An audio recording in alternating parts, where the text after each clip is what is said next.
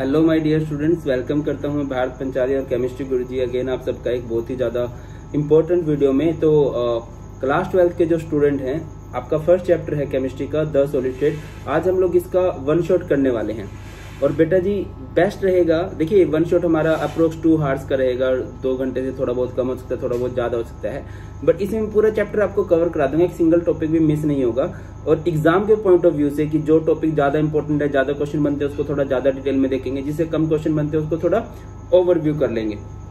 मैंने आपको इस चैप्टर के नोट्स प्रोवाइड कर दिए हैं, तो दी बेस्ट रहेगा अगर आप पहले इसके नोट्स जो है उनका प्रिंट आउट निकलवा लोगे। लिंक डिस्क्रिप्शन में है या फिर सर्च कर लो the solid state chemistry notes by Bharat Panchal sir. ठीक है, वो नोट्स आपके हाथ में होने चाहिए, कलर्ड डिजिटल नोट्स है भाई, सब एक नंबर बना रखे हैं, सारे प्रीवियस ईयर क्वेश्चन है, बहुत बढ़िया थ्योरी है और मतलब तुम्हारे केमिस्ट्री वाले सर ने बनाए तो बेस्ट ही रहेंगे। ठीक है, तो उनको साथ में करके बेटा तब देखो मजा आएगा। ठीक है, और प्रीवियस ईयर क्वेश्चन भी करवा ही दूंगा मैं। चलो तो बेटा जी अपना प्यारा सा खूबसूरत सा चैनल है केमिस्ट्री गुरुजी 2.0, इसको सब्सक्राइब जरूर कर लो। एंड टेलीग्राम पर चैनल है भारत पंचाल सर के नाम से, इसमें भी ज्वाइन जरूर हो जाना, सो दैट कि जितने भी वीडियोस के लिंक है, पीडीएफ है, नोट्स हैं, मेरी फ्री स्पेशल क्लासेस है, वहां पर आपको रेगुलर लिंक मिलते रहते हैं। और वीडियो की तरफ बढ़ूं उससे पहले मैं बता दूं कि इस चैनल पे आपको सब कुछ हमेशा फ्री ऑफ कॉस्ट मिलने वाला है। ठीक है, ये मेरा प्रोमिस है। चलो, और भैया इंस्टाग्राम पर भी हूं मैं, भारत पंचाल 92 इंस्टा हैंडल है, तो जो भी बच्चे इंस्टा पर हैं फॉलो कर लेना। ज्यादा स्मार्ट तो मैं नहीं हूं, बट क्या रहेगा कि भाई ऐसा थोड़ी नहीं कि स्मार्ट नहीं है तो फॉलो नहीं करोगे, कर देना उधर। चलिए स्टार्ट करते हैं हम अपने चैप्टर को, द सॉलिड स्टेट। क्या होता है द सॉलिड स्टेट? देखो यार, आपको मैटर की स्टेट्स के बारे में तो पता ही है कि मैटर की मतलब हमारी अर्थ पे जो एग्जिस्ट करती हैं वो 3 स्टेट हैं, सॉलिड, लिक्विड एंड गैस। हम लोग स्टार्टिंग से क्या पढ़ते आ रहे हैं कि सॉलिड क्या होते हैं, जिनकी एक डेफिनेट शेप होती है, डेफिनेट मास होता है, डेफिनेट वॉल्यूम होता है। लिक्विड किसे कहते हैं? जिनकी एक डेफिनेट वॉल्यूम होता है, डेफिनेट मास भी होता है, बट डेफिनेट शेप नहीं होती। लिक्विड जो होती है अपने कंटेनर की शेप को ऑक्यूपाई कर लेते हैं। गैस के साथ थोड़ा फंडा अलग रहता है, गैस का सिर्फ डेफिनेट मास होता है, इनका वॉल्यूम और शेप डेफिनेट नहीं होती है। तो यहाँ पर मैंने आपको थोड़ा सा ओवरव्यू दिया है। सॉलिड में जो कॉन्स्टिट्यूएंट पार्टिकल्स होते हैं बिल्कुल एक दूसरे के साथ जुड़े होते हैं। लिक्विड में उनके बीच में थोड़ा गैप होता है, थोड़ा दूर दूर रहते हैं, और गैस में तो मतलब वो 2 गज की दूरी मास है जरूरी बना के रखते हैं। आगे बढ़ते हैं कि सॉलिड की कुछ खास बातें क्या हैं, कौन सी बातें आपको खास देखने को मिलेगी सॉलिड के बारे में। अब बेटा जी मैं आगे बढ़ूं उससे पहले मैं आपको एक वर्ड के बारे में बता दूं, कॉन्स्टिट्यूएंट पार्टिकल्स। सुना भी होगा आपने, नहीं सुना है तो कोई बात नहीं, मैं बता देता हूं। कॉन्स्टिट्यूएंट पार्टिकल्स, कॉन्स्टिट्यूएंट पार्टिकल्स को हिंदी में क्या बोलते हैं? बनाने वाले पदार्थ। किसी भी चीज को जो बनाने वाले होते हैं ना वो उसके कॉन्स्टिट्यूएंट पार्टिकल्स होते हैं। और केमिस्ट्री में हर एक चीज किससे मिलकर बनती है? एम से। ए बोले तो एटम, आई मीन्स आयन, और एम मीन्स क्या होता है भैया? मॉलिक्यूल। सिंपल एग्जांपल दूं, लाइक Na है और Cl है, ये दोनों अलग अलग हैं, दीज आर एटम। अगर Na और Cl कंबाइंड हो गया तो ये क्या बन जाएगा? मॉलिक्यूल। और अगर ये कंबाइंड होकर डिसोशिएट हो जाते हैं तो ये क्या बन जाएंगे? इधर हमारे पास आयंस बन जाने वाले हैं। ठीक है ना। चलिए अभी आगे बढ़ते हैं। अच्छा कुछ हो सकता है शायद इधर, चलो बाद में करेंगे जो हो सकता है। तो सॉलिड की खास बातें क्या होती हैं बेटा जी? सॉलिड में आप देखोगे कि कॉन्स्टिट्यूएंट पार्टिकल्स ना कुछ इस तरह से जुड़े होते हैं, इस तरह से एक दूसरे के साथ वो जुड़े रहेंगे। तो बिल्कुल क्लोजली पैक्ड होते हैं। इनके बीच में इंटरमोलिकुलर जो डिस्टेंस होता है वो ना के बराबर होता है। इंटरमोलिकुलर फोर्स ऑफ अट्रैक्शन जो होती है, इनके पार्टिकल्स के बीच में जो फोर्स ऑफ अट्रैक्शन होती है वो बहुत ज्यादा होती है। लिखा भी गया है they have definite mass, volume and shape. इनके एक डेफिनेट मास रहता है, डेफिनेट वॉल्यूम रहता है और एक डेफिनेट शेप रहती है। Intermolecular distance are short. Intermolecular forces, molecule के बीच में जो फोर्स ऑफ अट्रैक्शन होती है वो बहुत ज्यादा स्ट्रॉन्ग होती है। देयर कॉन्स्टिट्यूएंट पार्टिकल, अभी बताया ना, atom, molecule, ions have fixed position and can oscillate about their mean position. कि सॉलिड के पार्टिकल मूव नहीं करते हैं, अगर मूव करेंगे तो अपनी मीन पोजीशन पे ही मूव करते हैं, जहां पर वो प्रेजेंट है वहीं से वो मूव करना स्टार्ट करते हैं। मैं आपको एक एग्जांपल देता हूं, लाइक ये हमारे पास एक सॉलिड है, इसका एक फिक्स मास होता है, एक फिक्स शेप है। अब अगर मैं इसको थोड़ा सा शेक करूं, मैंने इसको शेक किया, ठीक है, मैं इसको शेक करता हूं तो क्या ये होगा कि इसका ये जो कैमरा है ये आगे की तरफ आ जाएगा या नीचे की तरफ चला जाएगा? ऐसा तो कुछ होने वाला है नहीं। ठीक है ना। इनकी जो पार्टिकल्स होते हैं जब भी मूव करेंगे अपनी मेन पोजीशन पे, देखिए बेटा मैं इसको शेक कर रहा हूं, तो पार्टिकल्स इधर उधर तो हुए हैं बट वो अपनी जगह पर बने हुए हैं। बट इसी तरह से अगर मैं किसी लिक्विड को शेक करता, ठीक है, हमारे पास कोल्ड ड्रिंक की बोतल, हम उसको शेक करें तो उसमें पार्टिकल ऊपर नीचे हो जाएंगे, ऊपर वाला पार्टिकल नीचे जा सकता है, दाएं वाला पार्टिकल बाएं कहीं भी जा सकता है। अच्छा मैं आपको बता देता हूँ, इस चैप्टर में इस तरह से सबको समझने वाले हैं, मतलब भाई साहब तुम्हारे लिए पहले ही नींबू मंगवा के रख रखे मैंने, सो दैट की प्रैक्टिकल की पूरी फील दी जाए, ठीक है, पूरा फील आया आप लोगों को कि हाँ यार है क्या चीज। चलो बहुत बढ़िया। एंड अगली बात क्या होती है सॉलिड्स के बारे में, that they are incompressible and rigid. इनको कंप्रेस नहीं किया जा सकता और बहुत ही रिजिड होते हैं, ये हार्ड होते हैं, बड़े कठोर होते हैं, क्योंकि पार्टिकल सारे एक दूसरे के साथ जुड़े हुए हैं। स्पेस रहेगा, जब पार्टिकल्स के बीच में स्पेस होगा तभी तो आप उसे कंप्रेस कर पाओगे भाई। जब स्पेस ही नहीं है तो कंप्रेस किस तरह से करोगे, कंप्रेशन वहां पर पॉसिबल ही नहीं है, ठीक है ना। चलिए नेक्स्ट टॉपिक पे चलते हैं। एंड नेक्स्ट टॉपिक की बहुत इंपॉर्टेंट टॉपिक है इस चैप्टर का, that what is the difference between amorphous solid and crystalline solid. देखिए बेटा क्रिस्टलाइन सॉलिड में आपको दिख रहा होगा पार्टिकल जो है वो बिल्कुल रेगुलर अरेंज है, एक बढ़िया वाले पैटर्न में अरेंज है, ठीक है, बिल्कुल फिक्स पैटर्न है, एक के बाद एक के नीचे एक, इस तरह से जुड़े हुए हैं। जबकि अमरफस सॉलिड में जो पार्टिकल्स की अरेंजमेंट होती है वो बड़ी ही इरेगुलर होती है। आप इस तरह से लिख सकते हो, अगर हमारे पास क्रिस्टलाइन सॉलिड है तो वहां पर पार्टिकल्स कुछ इस तरह से लगे होंगे, अरेंज होंगे कुछ इस तरह से। ऑन दी अदर हैंड अगर मैं अमरफस सॉलिड की बात करूं तो उसमें पार्टिकल्स इधर उधर कहीं भी फैले रहते हैं, मतलब कुछ भी फिक्स सा नहीं रहता। तो लिखा भी गया है क्रिस्टलाइन सॉलिड में क्या होते हैं पार्टिकल, फर्स्ट ऑफ ऑल तो लॉन्ग ऑर्डर होते हैं, लॉन्ग रेंज मतलब क्योंकि पार्टिकल एक दूसरे के साथ जुड़े हैं, उनके बीच में गैप नहीं है तो उनको ब्रेक नहीं किया जाता, तो बहुत दूर तक वो इकट्ठे रहते हैं। इधर पार्टिकल क्या होते हैं शॉर्ट रेंज में जुड़े होते हैं, पार्टिकल्स के बीच में गैप होता है तो उनको ब्रेक करना बहुत आसान है, तो शॉर्ट रेंज में रहते हैं। और यहाँ पर पार्टिकल की जो अरेंजमेंट होती है वो इधर तो रेगुलर ऑर्डर है, इधर क्या है इरेगुलर है, रैंडम अरेंजमेंट है। अब बेटा क्योंकि यहाँ पर पार्टिकल बहुत बढ़िया तरीके से लगे हैं तो इनकी जो शेप होगी वो क्या होगी, क्रिस्टलाइन सॉलिड की शेप जो है वो डेफिनेट होगी और अमरफस सॉलिड की शेप क्या होगी भैया, इनडेफिनेट होगी, ठीक है। अगली बात बने, ये पॉइंट मैं थोड़ा सा अलग से एक्सप्लेन करूंगा, इसको थोड़ा सा इधर रखते हैं, ठीक है। इनका जो मेल्टिंग पॉइंट होता है क्रिस्टलाइन सॉलिड का वो ना शार्प होता है, शार्प समझते हो, लाइक मैंने बोल दिया 1592 डिग्री सेल्सियस, मतलब 1592 डिग्री सेल्सियस पे ही ये मेल्ट होंगे। और अगर मैं इधर बात करता हूं इनका मेल्टिंग पॉइंट ऐसे नहीं बताया जाता, इनका बोला जाएगा भाई 1500 से 1600 डिग्री सेल्सियस के बीच में कहीं ना कहीं मेल्ट होंगे। इनका जो मेल्टिंग पॉइंट होता है वो क्या होता है, एक रेंज में होता है, इनका मेल्टिंग पॉइंट क्या होता है, शार्प होता है। इनकी जो हीट ऑफ फ्यूजन होती है, ठीक है, जब आप इनको सॉलिड से लिक्विड फॉर्म में बनाने वाले हो तो एक डेफिनेट हीट देनी पड़ती है, और इधर क्या रहती है, हीट ऑफ फ्यूजन जो है वो डेफिनेट नहीं रहती, क्योंकि बेटा हमें पता ही नहीं है कितने पार्टिकल्स हैं, कहां पर गैप आ रहा है, कहीं भी हो सकता है। इसमें तो पार्टिकल की अरेंजमेंट बिल्कुल रेगुलर है, बात समझ रहे हो। अगली बात समझे कि जब हम इसको काटते हैं, किसी क्रिस्टलाइन सॉलिड को हम कट करेंगे तो ये बिल्कुल ना ऐसे कटेगा क्योंकि पार्टिकल रेगुलर लगे हैं, बट अगर हम किसी अमरफस सॉलिड को कट करेंगे तो वो कुछ ऐसे लगेगा। तो आप लोग लिख सकते हो they show clean cleavage when कटेड।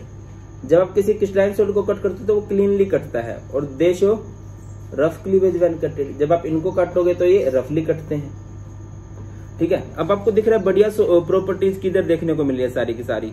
बेटा जी आपको सारी की सारी बढ़िया प्रॉपर्टी देखने को मिलेंगी एक क्रिस्टलाइन सॉलिड में, तो आप लोग लिख सकते हो दीज आर ट्रू सॉलिड्स। जो क्रिस्टलाइन सॉलिड होते हैं बहुत बढ़िया सॉलिड होते हैं। और अमरफस सॉलिड की बात करूं तो इनका नाम होता है स्यूडो सॉलिड, स्यूडो बोले तो नकली, धोखा, कलंक, ठीक है। और इनका दूसरा नाम होता है सुपर कूल्ड लिक्विड भी बोल देते हैं, अमरफस सॉलिड को हम लोग क्या बोल देते हैं, सुपर कूल्ड लिक्विड भी बोल देते हैं। उसके बाद एग्जाम्पल की बात करें तो इसके एग्जाम्पल क्या रहेंगे, क्रिस्टलाइन सॉलिड के जितनी भी मेटल्स होती हैं वो इसके बढ़िया एग्जाम्पल रहते हैं, ठीक है। इसके अलावा NaCl, डायमंड, ये सब क्रिस्टलाइन सॉलिड के एग्जाम्पल हैं। और ऑन दी अदर हैंड अगर मैं बात करता हूँ अमरफस सॉलिड की, अमरफस सॉलिड के एग्जाम्पल क्या होंगे, पॉलीमर जो हो गए, या फिर रबर, ग्लास, प्लास्टिक, ये सब किसके एग्जाम्पल है भैया, अमरफस सॉलिड के एग्जाम्पल हैं। अब यहाँ पर एक प्रॉपर्टी है, शायद आपको अभी मैंने बताई भी थी, कि जो क्रिस्टलाइन सॉलिड होते हैं वो एनाइसोट्रोपिक इन नेचर होते हैं, एंड जो अमरफस सॉलिड होते हैं वो आइसोट्रोपिक होते हैं। अब आइसो वर्ड का मीनिंग क्या होता है, आइसो वर्ड केमिस्ट्री में बहुत फेमस है, आइसोमर आपको सुनने को मिलेगा। आइसोमर किसे कहते थे, जिसका फॉर्मूला सेम होता हो। तो यहाँ पर भी आइसो वर्ड आया है, तो आइसो का मतलब होता है सेम प्रॉपर्टी, और एनाइसो का मतलब होता है डिफरेंट प्रॉपर्टी। होता है ना, जैसे एक जगह पे वर्ड लगा है पॉसिबल, ठीक ठीक है, और एक जगह पे वर्ड लग गया इम्पॉसिबल, तो आगे कुछ शब्द लगने से पूरा का पूरा मीनिंग ही चेंज हो जाता है। आइसोट्रोपिक क्या होता है, विच हैव सेम प्रॉपर्टी, और एनाइसोट्रोपिक क्या होता है, विच हैव डिफरेंट प्रॉपर्टीज। तो बेटा जी मैंने इधर इनके शॉर्टकट बनाए हैं, आप लोग देख लीजिए। एसडी का मतलब होता है सन्नी देओल की फिल्म आई है डीडी पर यानी कि दूरदर्शन पर, आइए एसी रूम में बैठ के देखते हैं। सनी देओल की फिल्म आई है दूरदर्शन पर, आइए एसी रूम में बैठ के देखते हैं। तो देखिए एसडी का मतलब क्या है, सेम फिजिकल प्रॉपर्टीज। अब फिजिकल प्रॉपर्टीज में क्या आएगा, इलेक्ट्रिकल कंडक्टिविटी, बिजली को पास करा के देखना है, थर्मल कंडक्टिविटी मतलब हीट को पास करा के देखना है, एंड रिफ्रैक्टिव इंडेक्स। ठीक है, तो यहां पर क्या है, same physical properties in different direction. और अगर मैं डीडी की बात करूं, means different physical properties in different directions. SD का मतलब होता है isotropy, isotropy shown by amorphous solid, and anisotropy shown by crystalline solid. Anisotropy को कौन शो करता है, क्रिस्टलाइन सॉलिड। याद रहेगा, isotropy shown by amorphous solid कैसे, आइए एसी रूम में बैठ के देखते हैं, anisotropy shown by crystalline solid. अगर मैं आपको एक एग्जांपल दूं, फॉर एग्जांपल हमारे पास एक पीस है ऑफ ग्लास, ग्लास एक अमरफस सॉलिड होता है, और यहाँ पे मैं किसी फिजिकल प्रॉपर्टी को चेक कर रहा हूँ, लाइक मैं इलेक्ट्रिकल कंडक्टिविटी को पास कराना चाह रहा हूँ इधर से इधर से इधर से, तो क्या बेटा जी इसमें से इलेक्ट्रिसिटी करंट पास हो जाएगा, तो इसका आंसर है नो, इधर से करंट पास नहीं होने वाला। और जब करंट पास नहीं होगा मतलब हर एक डायरेक्शन में जो वैल्यू है, जो प्रॉपर्टी है वो सेम रही, डिफरेंट डायरेक्शन में प्रॉपर्टी सेम रही, तो ये हमारा क्या है, एक आइसोट्रोपिकल सब्सटेंस है। बहुत बढ़िया, बहुत सही, बहुत शानदार। आगे बढ़ते हैं, इस टॉपिक से बहुत ज्यादा चांसेस आपसे क्वेश्चन पूछा जाए, classification of crystalline solid. Crystalline solid को क्लासिफाई किया जाता है, मतलब मैंने इसको याद किया हो बिल्कुल सिंपल शॉर्टकट में, I am CM, I am chief minister या आई एम केमिस्ट्री मास्टर, जो दिल करे वो आप इसका शॉर्टकट बना सकते हो। आई मीन्स क्या है इधर, आयनिक सॉलिड, एम मीन्स क्या है इधर, मेटालिक सॉलिड, सी मीन्स क्या है इधर, कोवलेंट सॉलिड, और इस एम का मतलब क्या है भैया इधर, मॉलिक्यूलर सॉलिड। शॉर्टकट क्या है, I M C M, ionic solid, metallic solid, covalent solid and molecular solid. ठीक है, अब देखिए इधर, अब आपसे क्वेश्चन किस तरह से बन सकते हैं, आपसे सॉलिड तो पता चल गया आपको, आयनिक solid, molecular solid, covalent solid, metallic solid. Constituent particle, आयनिक सॉलिड किससे मिलकर बनेंगे, आयन से, मॉलिक्यूलर सॉलिड किससे मिलकर बनेंगे, मॉलिक्यूल से, कोवलेंट सॉलिड किससे मिलकर बनते हैं, एटम से, और मेटालिक सॉलिड किससे मिलकर बनते हैं, मैं इसको थोड़ा करेक्ट करना चाहूंगा, मेटालिक सॉलिड जो आपके बनते हैं भैया, मेटल्स की खास बात होती है कि उनके पास बहुत सारे इलेक्ट्रॉन्स होते हैं। ठीक है, तो मेटल्स के पास क्या रहते हैं, सी ऑफ इलेक्ट्रॉन, और जब एक आधा इलेक्ट्रॉन इधर उधर हो जाता है, इलेक्ट्रॉन जब बाहर निकलेगा तो वहां पे पॉजिटिव होल क्रिएट हो जाता है, positive holes in sea of electrons. आगे बढ़ते हैं, तो इनके अंदर बाइंडिंग फोर्स कौन सी होती है, अगर आयनिक सॉलिड है तो आयनिक सॉलिड को बाइंड करेगी आयनिक बॉन्ड, कोवलेंट सॉलिड में कौन सा बॉन्ड होगा, कोवलेंट बॉन्ड, मेटालिक सॉलिड में कौन सा बॉन्ड होगा, मेटालिक बॉन्ड। इस तरह से इनकी बॉन्डिंग होती है। मॉलिक्यूलर सॉलिड में कौन सा बॉन्ड होगा, बेटा मॉलिक्यूलर सॉलिड में मॉलिक्यूलर फोर्सेज होती हैं। अब मॉलिक्यूलर फोर्सेज बहुत तरह की होती हैं। अब इस बात को मैं आगे बढ़ाऊं उससे पहले एक चीज मैं आपको बताता चलूं, बेटा जी 12th में आप लोग जा रहे हो, मैंने ना बहुत बच्चों की 11th अच्छी नहीं जाती है, तो बहुत बच्चे कंफ्यूज रहते हैं, सर हमारी 11th उतनी अच्छी नहीं गई है, हम क्या करें। ठीक है, अब 11th दोबारा से करें वो तो पॉसिबल नहीं है, तो बेटा 11th क्लास के 13-14 टॉपिक होते हैं, 13-14 टॉपिक होते हैं जो 12th में बहुत यूजफुल है, और मैं उनको करवा रहा हूँ, इवन करवा दिए हैं, बहुत सारे टॉपिक मैंने करवा भी दिए हैं। ठीक है, आधे घंटे के वो टॉपिक हैं, उनको देख लो भाई सब 12th में, उनसे बाहर आपको कुछ नहीं करना है 11th का। आपको YouTube पे क्या सर्च करना है, basic of 11th for class 12 by Bharat Panchal, basic of 11th for class 12 by Bharat Panchal, आपको पूरी प्लेलिस्ट मिल जाएगी। पॉसिबल हुआ मैं डिस्क्रिप्शन में भी लिंक डाल दूंगा, क्लियर है, तो सर्च करो और उन टॉपिक को निपटाओ, नोट्स भी साथ के साथ आपको उनके मिलते रहेंगे। चलो बहुत बढ़िया, तो बाइंडिंग फोर्स हो गई सर। अपीयरेंस की बात करते हैं कि कैसे होते हैं ये, तो देखो भैया आयनिक सॉलिड जो होते हैं वो हार्ड होते हैं एंड ब्रिटल होते हैं, समझते हो, ब्रिटल ब्रेकेबल होते हैं। जो मॉलिक्यूलर सॉलिड होते हैं जनरली सॉफ्ट होते हैं, जनरली जितने मॉलिक्यूलर सॉलिड आपको देखने को मिलेंगे सॉफ्ट देखने को मिलेंगे। कोवलेंट सॉलिड बढ़िया वाले हार्ड होते हैं। मेटालिक सॉलिड होते हैं हार्ड एंड मलिएबल। देखो बेटा, what is the difference between brittle and malleable? Malleable का मतलब होता है कि जिसको आप ब्रेक करोगे वो मतलब ऊपर से गिरोगे वो टूटेगा नहीं, वो थोड़ा बहुत क्या हो सकता है, बैंड पड़ सकता है। जैसे मेटल्स को जब गिरते हैं तो ऐसे वो टूट नहीं जाते, बट अगर आप कांच को गिरोगे तो वो टूट जाएगा, ठीक है ना। इतनी ऊपर से आपने एक लोहे का पीस गिर दिया, एक कांच का पीस गिर दिया, तो कांच जो है वो टूट जाएगा, लोहा नहीं टूटेगा। लोहा जो होता है वो एक मेटल है, मेटल जो होती है मलिएबल होती है। और दूसरी जगह अगर मैं बात करता हूँ, आयनिक सॉलिड जो होते हैं वो ब्रेकेबल होते हैं। पेपर में क्वेश्चन क्या पूछा जा सकता है? अच्छा, ये इधर एग्जाम्पल है, बहुत इंपॉर्टेंट है बेटा, एग्जाम्पल सारे याद होने चाहिए। इवन मैंने इधर लिखे भी एग्जाम्पल, आयनिक सॉलिड, कोवलेंट सॉलिड। पेपर में क्वेश्चन क्या पूछा जाएगा कि इनमें से इलेक्ट्रिसिटी पास करवाई जा सकती है क्या? तो सीधा सा आंसर है सबसे बढ़िया तरीके से करंट पास होता है मेटालिक सॉलिड में। Metallic solid are good conductor, covalent solids are insulator, but एक कंडक्टर होता है यहाँ पे ग्रेफाइट, ग्रेफाइट में से करंट पास हो जाता है। Molecular solid are always insulator. And ionic solid का थोड़ा फंडा होता है। आयनिक सॉलिड में मान के चलो हमारे पास NaCl है, NaCl अगर सॉलिड स्टेट में है तो इधर से ओके, बहुत बढ़िया। NaCl अगर हमारा सॉलिड स्टेट में है तो इसमें से करंट पास नहीं होगा। बट अगर यही NaCl हमें एक्वस स्टेट में मिल जाए, एक्वस मतलब आपने इसको पानी में डाल दिया, या फिर NaCl आपको मोल्टन स्टेट में मिल जाए, तो इसमें से करंट पास हो जाएगा। बिकॉज ये जो NaCl है ब्रेक हो जाएगा आयंस में, Na पॉजिटिव और Cl नेगेटिव, तब आप इसमें से करंट पास करवा सकते हो।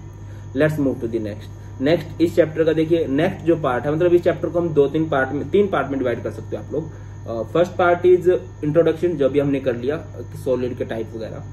सेकंड पोर्शन जो आता है वो आता है यूनिट सेल, स्पेस लैटिस वगैरह। एंड फाइनल जो पार्ट आता है वो आता है डिफेक्ट वगैरह।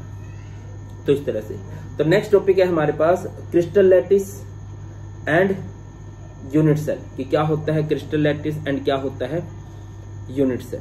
इसको बहुत अच्छे से देखते हैं, ठीक है। तो क्रिस्टल लैटिस की बिल्कुल सिंपल सी डेफिनेशन होती है। अगर आप डिफाइन करना चाह रहे हो क्रिस्टल लैटिस को, किस तरह से डिफाइन करोगे?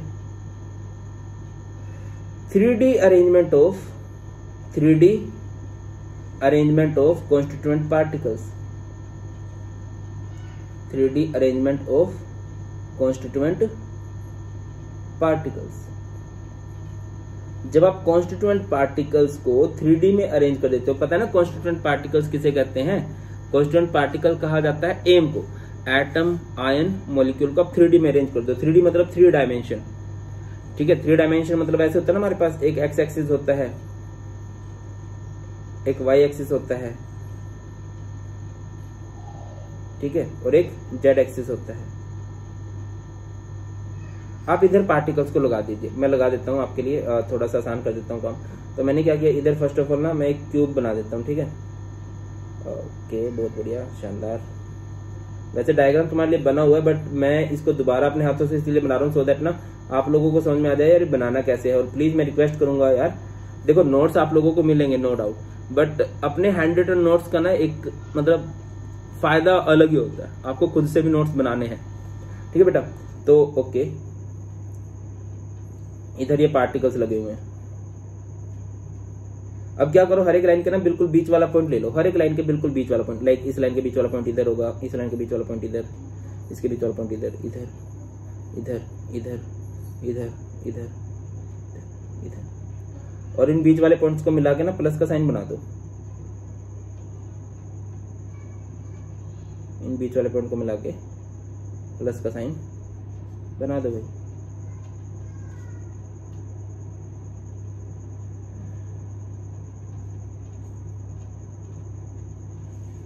इनको मिला, अब बाहर वाले पॉइंट से बाहर वाला पॉइंट, बीच वाले पॉइंट से बीच वाला पॉइंट, लास्ट वाले पॉइंट से लास्ट वाला पॉइंट, बाहर वाले पॉइंट से बाहर वाला पॉइंट, बीच वाले पॉइंट से बीच वाला पॉइंट, लास्ट वाले पॉइंट से लास्ट वाला पॉइंट, और इस तरह से इनको मिला।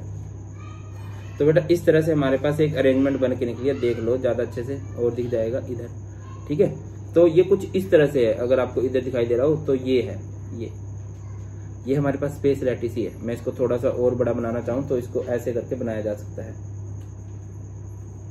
ये हमारे पास इसका एक्स एक्सिस है, ये हमारे पास इसका वाई एक्सिस है, और ये हमारे पास इसका जेड एक्सिस है, ठीक है बेटा। ये जो पूरी की पूरी अरेंजमेंट है ना, इस पूरी की पूरी अरेंजमेंट को हम लोग क्या बोलते हैं? स्पेस लैटिस बोलते हैं या फिर क्रिस्टल लैटिस बोला जाता है। 3D में पार्टिकल्स को लगाए 3 डायमेंशन में, ठीक है। जैसे हमारे पास ये है इस तरह से, ये देखो ये अलग अलग डायरेक्शन में पार्टिकल्स को लगा रखा है, तो ये एक स्पेस लैटिस है। स्पेस लैटिस जो होता है ना एक बिल्डिंग की तरह होता है, और बिल्डिंग में क्या होते हैं, बहुत सारे रूम्स होते हैं, है ना, बहुत सारे रूम होते हैं तभी तो बिल्डिंग बनती है। उन रूम्स को हम लोग क्या बोलते हैं, बिल्डिंग के अंदर जो रूम्स होते हैं बेटा, उन रूम्स को बोला जाता है यूनिट सेल। यूनिट का मतलब होता है एक, सेल का मतलब होता है कमरा। Unit cell is just like a room, ठीक है। तो स्मॉलेस्ट पोर्शन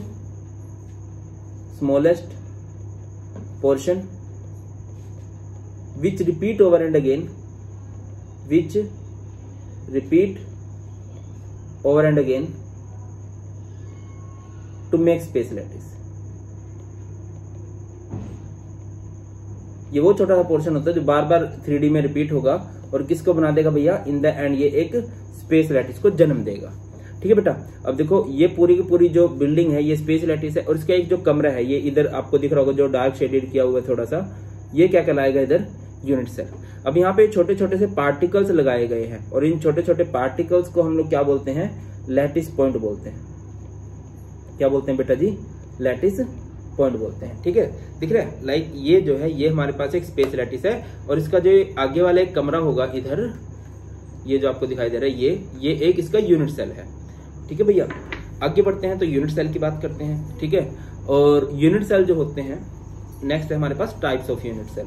यूनिट सेल हमारे पास 2 तरह के होते हैं, पहला परमिटिव यूनिट सेल, दूसरा नॉन परमिटिव यूनिट सेल। पहली बात तो यूनिट सेल बना दो।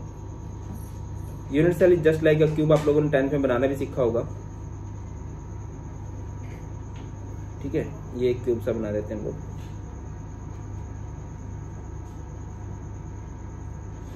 ऐसे, ठीक है। तो इसको आईपैड को थोड़ा सा फायदा हो जाता है कि 1 सेकंड में उधर बनाया जा सकता है। ओके, बहुत बढ़िया, ठीक है बेटा। ये हमारे पास यूनिट सेल है। तो प्रिमिटिव यूनिट सेल किसे कहते हैं, those unit cell in which constituent particles are present, constituent particles are present only at corners। Primitive unit cell किसे कहते हैं, जिसमें कांस्टेंट पार्टिकल सिर्फ और सिर्फ कहां पर प्रेजेंट होंगे भैया, सिर्फ और सिर्फ कॉर्नर्स पे प्रेजेंट रहेंगे, जैसे इसमें, ठीक है। और नॉन परमिटिव किसे कहते हैं, in which constituent particles are present at corners as well as at some other position,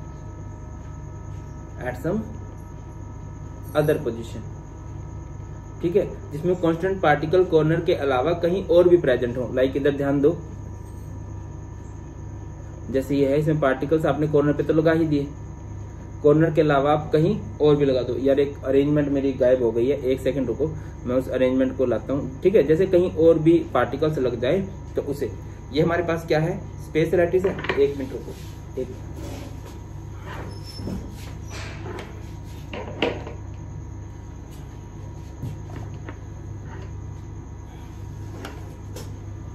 हाँ, ये हमारे पास क्या है कि यूनिट सेल है, ठीक है, दिख रहा होगा। अब यूनिट सेल के 8 कॉर्नर होते हैं, कैसे, देखो 1 2 3 4 5 6 7 8, ये हमारे पास यूनिट सेल के 8 कॉर्नर है। अब कॉर्नर के अलावा कहीं और भी पार्टिकल लग जाए तो वो क्या कहलाएगा भैया, नॉन परमिटिव यूनिट सेल कहलाएगा। अब इनके ना फर्दर टाइप्स होते हैं, जैसे परमिटिव का एक टाइप होता है जिसे हम लोग बोलते हैं एससी का मतलब होता है सिंपल क्यूबिक यूनिट सेल, और नॉन परमिटिव के कई सारे टाइप होते हैं, लाइक बीसीसी की फुल फॉर्म होती है भारत केमिस्ट्री क्लासेस, जो याद रखनी है, बट यहाँ पर इस चैप्टर में इसकी फुल फॉर्म होती है बॉडी सेंटर्ड क्यूबिक।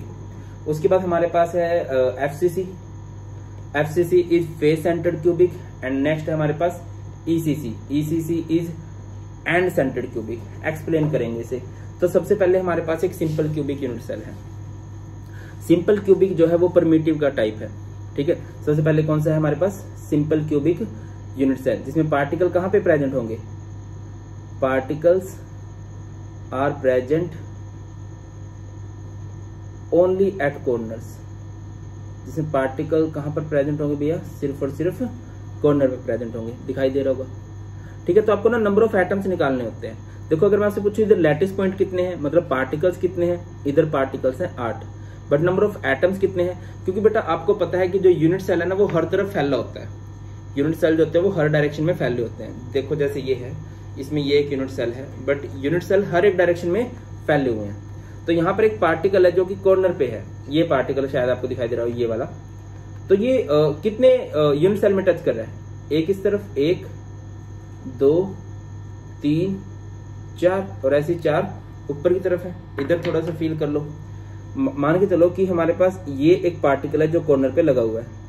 ये कितने यूनिट सेल में टच करेगा, एक नीचे वाला इधर, दूसरा नीचे वाला इधर, थर्ड नीचे वाला इधर, फोर्थ नीचे वाला इधर, और 4 ऐसे ही इसके ऊपर की तरफ है। मान लो जिस रूम में आप बैठे हो उसका एक कोना लो और उस कोने के आर पार फुटबॉल कर दो, फील करना है इसको, ठीक है। क्योंकि इस चैप्टर में ना बहुत ही ज्यादा हाइपोथेटिकल बातें हैं, तो वो फील करनी पड़ेंगी आपको कि हाँ यार ऐसा है।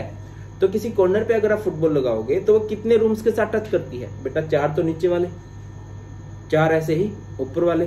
तो जब भी हम किसी सिंपल क्यूबिक का कंट्रीब्यूशन करते हैं जिसमें पार्टिकल कॉर्नर पे हैं, तो कैसे रहेगा, 8 × 1/8 दैट इज 1, ठीक है। सिमिलरली अगर हमें कोई बीसीसी बोलता है, बीसीसी की फुल फॉर्म क्या होती है, बॉडी सेंटर्ड क्यूबिक, ठीक है ना। और बॉडी सेंटर्ड क्यूबिक बोले तो मतलब पार्टिकल किधर होंगे, particles are present at corner, proper definition लिखते हैं जिसमें पार्टिकल्स कहां पर प्रेजेंट होंगे, constituent particles are present at corners as well as, साथ के साथ सेंटर ऑफ बॉडी, बॉडी के सेंटर में भी प्रेजेंट रहेंगे दादा, ठीक है ना। ये हमारे पास एक यूनिट सेल है, तो पार्टिकल्स आपने किधर लगा दिए, कॉर्नर्स पे दिखाई दे रहे होंगे, पार्टिकल कॉर्नर पे 1 2 3 4 5 6 7 8, और इधर बॉडी के सेंटर में भी है। तो नंबर ऑफ एटम्स आप इधर से कैसे निकालोगे बताइए, कॉर्नर है 8 × 1/8 और दूसरा बॉडी का सेंटर है 1 × 1/1 दैट इज 2 हो गया। तो इधर दिख रहा है पार्टिकल्स जो है, इधर दिख रहा होगा आपको, कॉर्नर्स पे है, और एक बॉडी के सेंटर में बड़ा सा पार्टिकल है। अब जो बॉडी के सेंटर में है, मान के चलो इधर एक पार्टिकल है, इधर यहाँ पे एक पार्टिकल रखा हुआ है, तो वो कितने रूम्स के साथ टच करेगा, उसका किसी और के साथ कोई टच ही नहीं है, किसी और यूनिट सेल के साथ उसको कोई टच नहीं है, उसका टच सिर्फ इधर है, किसी और से उसको कोई मतलब नहीं रहेगा, ठीक है। तो क्लियर है, बहुत बढ़िया, शानदार। आगे बढ़ते हैं, बीसीसी के बाद हमारा आता है एफसीसी। एफसीसी की फुल फॉर्म क्या होती है, face centred cubic unit cell, face centred cubic unit cell. अब फेस सेंटर्ड क्यूबिक में पार्टिकल्स किधर रहेंगे बेटा जी, शायद आपको दिखाई दे रहा हो कि ये हमारे पास एक यूनिट सेल है, ये हमारे पास एक यूनिट सेल है,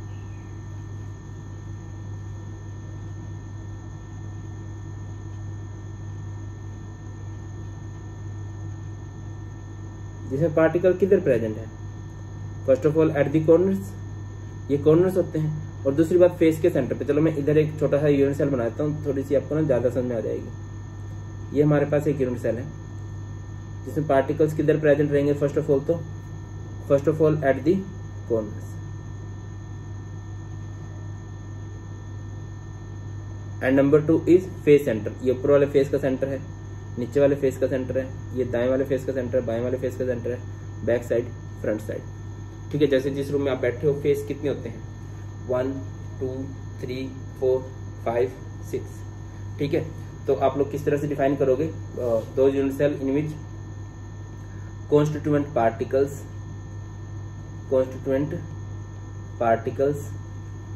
are present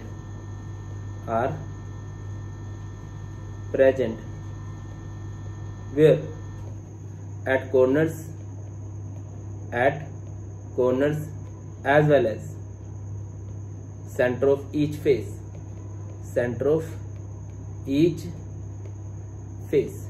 अब अगर मैं बात करता हूँ कॉर्नर्स की, तो कॉर्नर कितने होते हैं दादा, इधर कॉर्नर हमारे होते हैं 8 और उनका कंट्रीब्यूशन होता है 1/8, और फेस कितने होते हैं मैंने अभी आपको बताया 6, और उनका कंट्रीब्यूशन कितना बनेगा। मान के चलो ये ऊपर वाला एक फेस है, ठीक है, और मैंने इसके आर पार एक फुटबॉल कर दी, इधर मैं एक फुटबॉल रख देता हूँ, तो वो कितने रूम्स में टच कर सकती है बताइए, आप खुद से बताओ। एक तो ऊपर वाला जो रूम रहेगा, ठीक है, ये बिल्कुल बीचों बीच इधर है, एक तो ऊपर वाला जो रूम है और एक ये वाला जो रूम है, इन दो में टच करेगी ना भाई, फेस है। लेंटर के आर पार फुटबॉल कर दिया आप लोगों ने, तो एक तो लेंटर से ऊपर वाला जो रूम है उधर और एक नीचे, तो फेस वाले का कंट्रीब्यूशन कितना रहता है 1/2, तो इधर से ये 1 एंड ये 3, दैट इज 4। ये हमारा फेस सेंटर्ड क्यूबिक है। Last is ECC, ECC is end centred cubic. तो पार्टिकल्स कहां पर प्रेजेंट होंगे, नाम में ही सारा कुछ क्लियर है। Particles are present where, at corners as well as center of two front facing end, two front facing ends, ठीक है। लाइक ये हमारे पास कोई यूनिट सेल है,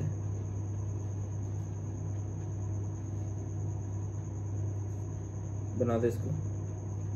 तो पार्टिकल्स किधर प्रेजेंट रहेंगे, फर्स्ट ऑफ ऑल तो पार्टिकल्स कहां पर प्रेजेंट रहेंगे, at the corners, and secondly देखिए एंड का मतलब होता है किनारे, जैसे नदी के 2 किनारे होते हैं ना, ऐसे ही 2 किनारे आपने लेने हैं आमने सामने वाले, ये ऊपर वाला किनारा और ये नीचे वाला। तो नंबर ऑफ एटम्स कैसे निकलेंगे, सबसे पहले तो बात पार्टिकल कॉर्नर पे 8 × 1/8, और एंड कितने होते हैं 2 किनारे होते हैं, और उनका कंट्रीब्यूशन आप कैसे निकालोगे, जो 2 किनारे हैं हर एक जो है, मान लीजिए इधर ये 2 आमने सामने वाले, ये 2 किनारे लिए आपने, ठीक है, ये आमने सामने वाले 2। अब इसके आर पार इधर यहाँ पर एक फुटबॉल है, वो कितने रूम्स में टच होगी, एंड वाली जो 1, 2 हिस्सों में टच होने वाली है, तो यहाँ से कितने आ गए अभी ये 2। क्लियर होती है बात कि नहीं होती है, आई होप क्लियर है, ठीक है बेटा। तो इधर से ये हमारे हो जाते हैं क्या, यूनिट सेल। नेक्स्ट इस चैप्टर का बहुत ही ज्यादा इंपॉर्टेंट टॉपिक है, बहुत ज्यादा इंपॉर्टेंट टॉपिक है 7 टाइप ऑफ क्रिस्टल सिस्टम, और ये बच्चों को बहुत ही कंफ्यूजिंग लगता है। तो मतलब कुछ चैनल ने ट्रिक डाली है, पता चलता है कि यार उन्होंने अपनी ट्रिक कॉपी कर लिया और क्रेडिट भी नहीं दिया, बुरा लगता है। चलो कोई बात नहीं, हम करते हैं इसको। तो बिल्कुल बेस्ट सी ट्रिक क्या रहेगी इसको याद रखने की, CT उर्मिला को, CT उर्मिला को मारता है कौन, रोहित त्रिवेदी। CT उर्मिला को मारता है रोहित त्रिवेदी। इसको याद रखने की सिंपल सी ट्रिक रहेगी। C का मतलब क्या है, इधर C को हम लोग क्या बोलते हैं, C is known as cubic, T is known as tetragonal, O is known as orthorhombic, M is known as monoclinic, M को क्या बोलते हैं हम लोग, मोनोक्लिनिक, H को क्या बोलते हैं, हेक्सागोनल,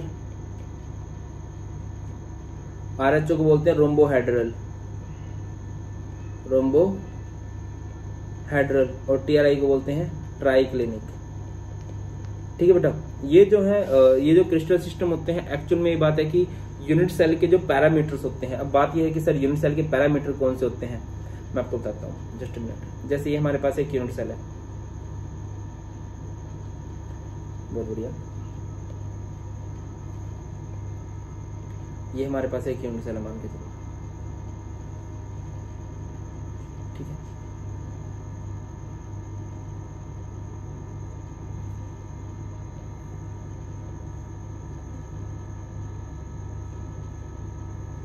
इनको जोड़ दो, ये हमारे पास एक यूनिट सेल बन जाएगा।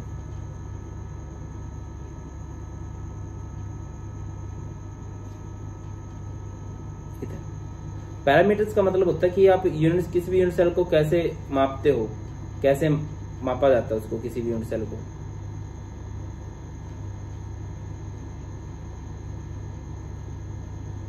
ठीक है बेटा, किसी भी यूनिट सेल को मापने के ना 2-3 तरीके रहते हैं।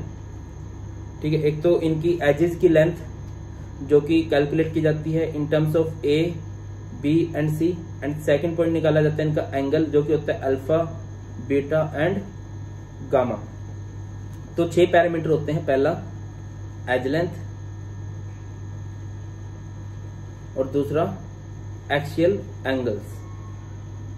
ठीक है, लेंथ कैसे होती है ए, बी एंड सी, और एंगल कैसे होता है अल्फा, बीटा एंड गामा। ठीक है ना, इस तरह से हमने इसमें ही रिलेशन निकालना है। क्या रिलेशन है इनकी एज लेंथ में, और क्या रिलेशन है इनके एक्सियल एंगल में।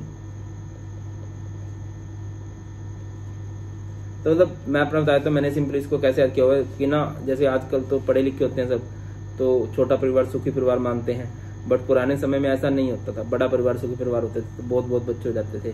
तो ये ना 7 भाई थे। ठीक है, क्यूबिक, टेट्रागोनल, ये ना 7 भाई थे। जनरली आप ऑब्जर्व करोगे कि जो बड़ा भाई है तो बहुत शरीफ होता है। तो यहाँ पर क्या बोला जाएगा, अगर लेंथ में रिलेशन निकालना है तो ये बोलेगा A = B = C। और जो छोटा भाई होता है ना, बिल्कुल शरारती होता है, वो क्या बोलेगा A ≠ B ≠ C। ये फंडा है। चलो अब क्या करो, ठीक है, पहले वाला सब कुछ बहुत बढ़िया, छोटे वाला बिल्कुल शरारती होता है। और इधर क्या रहेगा, अभी इधर एक कम कर दो, A = B but not = C। फिर इधर बिल्कुल कम कर दो, A ≠ B ≠ C। एक कम किया, फिर एक और कम किया, फिर इधर रिवर्स गियर लगा दिया, A ≠ B ≠ C। फिर इधर A = B but not = C। फिर ये इधर A = B = C। कुछ इस तरह से। अब बात करते हैं एंगल्स की। एंगल्स का भी सेम फंडा है। बड़ा भाई है, अच्छा भाई है, तो वो क्या बोलेगा, अल्फा = बीटा = गामा = 90 डिग्री। और जो छोटे वाला है बिल्कुल शरारती है, वो क्या बोलेगा, अल्फा = बीटा = गामा = 90 डिग्री भाई। ठीक है ना। अब इसमें एंगल्स के केसेस में ना पहले 3 केस सेम रहते हैं, alpha = beta = gamma = 90 degree, alpha = beta = gamma = 90 degree. सबसे पहले बेटा अलग होगा, जनरली होता है जब शादी होती है बेटा ही अलग हो जाता है। ठीक है, बेटा अलग हो गया, बेटा = 90 डिग्री। बेटा अलग हो गया, इमोशनल हो गया माँ का बीपीआई हो गया। तो क्या रहेगा, अल्फा = बीटा = 90 डिग्री, और माँ का बीपी हाई यानी कि गामा = 120 डिग्री। एक बार बेटा अलग हो चुका है, एक बार गामा, बारी किसकी रहेगी, अल्फा की। अल्फा = बीटा = गामा, बट बहस किसके साथ है, 90 के साथ। मैं दोबारा समझाता हूँ थोड़ा। ठीक है, देखिए बेटा जी क्या होता है, याद करने की सिंपल सी ट्रिक क्या है, CT उर्मिला को मारता है रोहित त्रिवेदी। ये हमारे क्रिस्टल सिस्टम है। ठीक है, आपको एज लेंथ और एक्सियल एंगल में रिलेशन बताना है। तो बड़ा भाई अच्छा भाई होता है, इसमें सब कुछ A = B = C। छोटा भाई बिल्कुल शरारती है, A ≠ B ≠ C। इवन आपसे पूछा जाता है कि मोस्ट सिमेट्रिकल क्रिस्टल सिस्टम कौन सा है। मोस्ट सिमेट्रिकल बोले तो जिसमें सब कुछ इक्वल है, दैट इज क्यूबिक। और कौन सा ऐसा है जिसमें कुछ भी इक्वल नहीं है, दैट इज ट्राइक्लिनिक। ठीक है, उसके बाद क्या करना है, एक कम करो, फिर एक और कम कर दो, और फिर रिवर्स गियर लगा दो। एंगल्स के केसेस में क्या रहेगा, पहले केस में सब कुछ इक्वल, लास्ट वाले में कुछ भी इक्वल नहीं। पहले 3 केस सेम रहते हैं। सबसे पहले अलग होगा बेटा, इमोशनल होगी है माँ, बारी किसकी रहेगी है, अल्फा की। इस तरह से हमारे ये क्या हो जाते हैं, 7 टाइप ऑफ क्रिस्टल सिस्टम हो जाते हैं भाई। क्लियर है।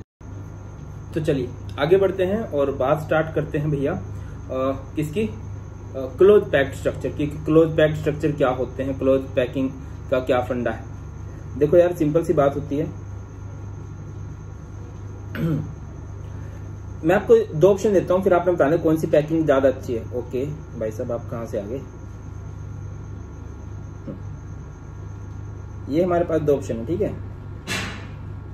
ओके, अब मैं यहां पर पैकिंग कर रहा हूं, ये है, ठीक है। इसे मैंने दोनों तरफ क्या कर दिया, पैकिंग कर दिया।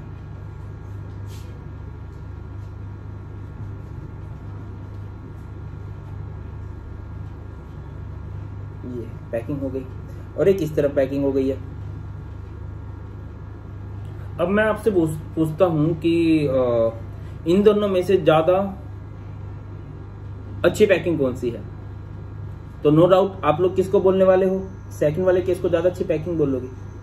ठीक है, तो क्लोज पैक्ड स्ट्रक्चर का मतलब क्या होता है, सिंपली डिफाइन करोगे तो किस तरह से डिफाइन करोगे, पैकिंग ऑफ कॉन्स्टिट्यूएंट पार्टिकल्स आपने कॉन्स्टिट्यूएंट पार्टिकल्स को कुछ इस तरह से करना है। Packing of constituent particles should be done in such a way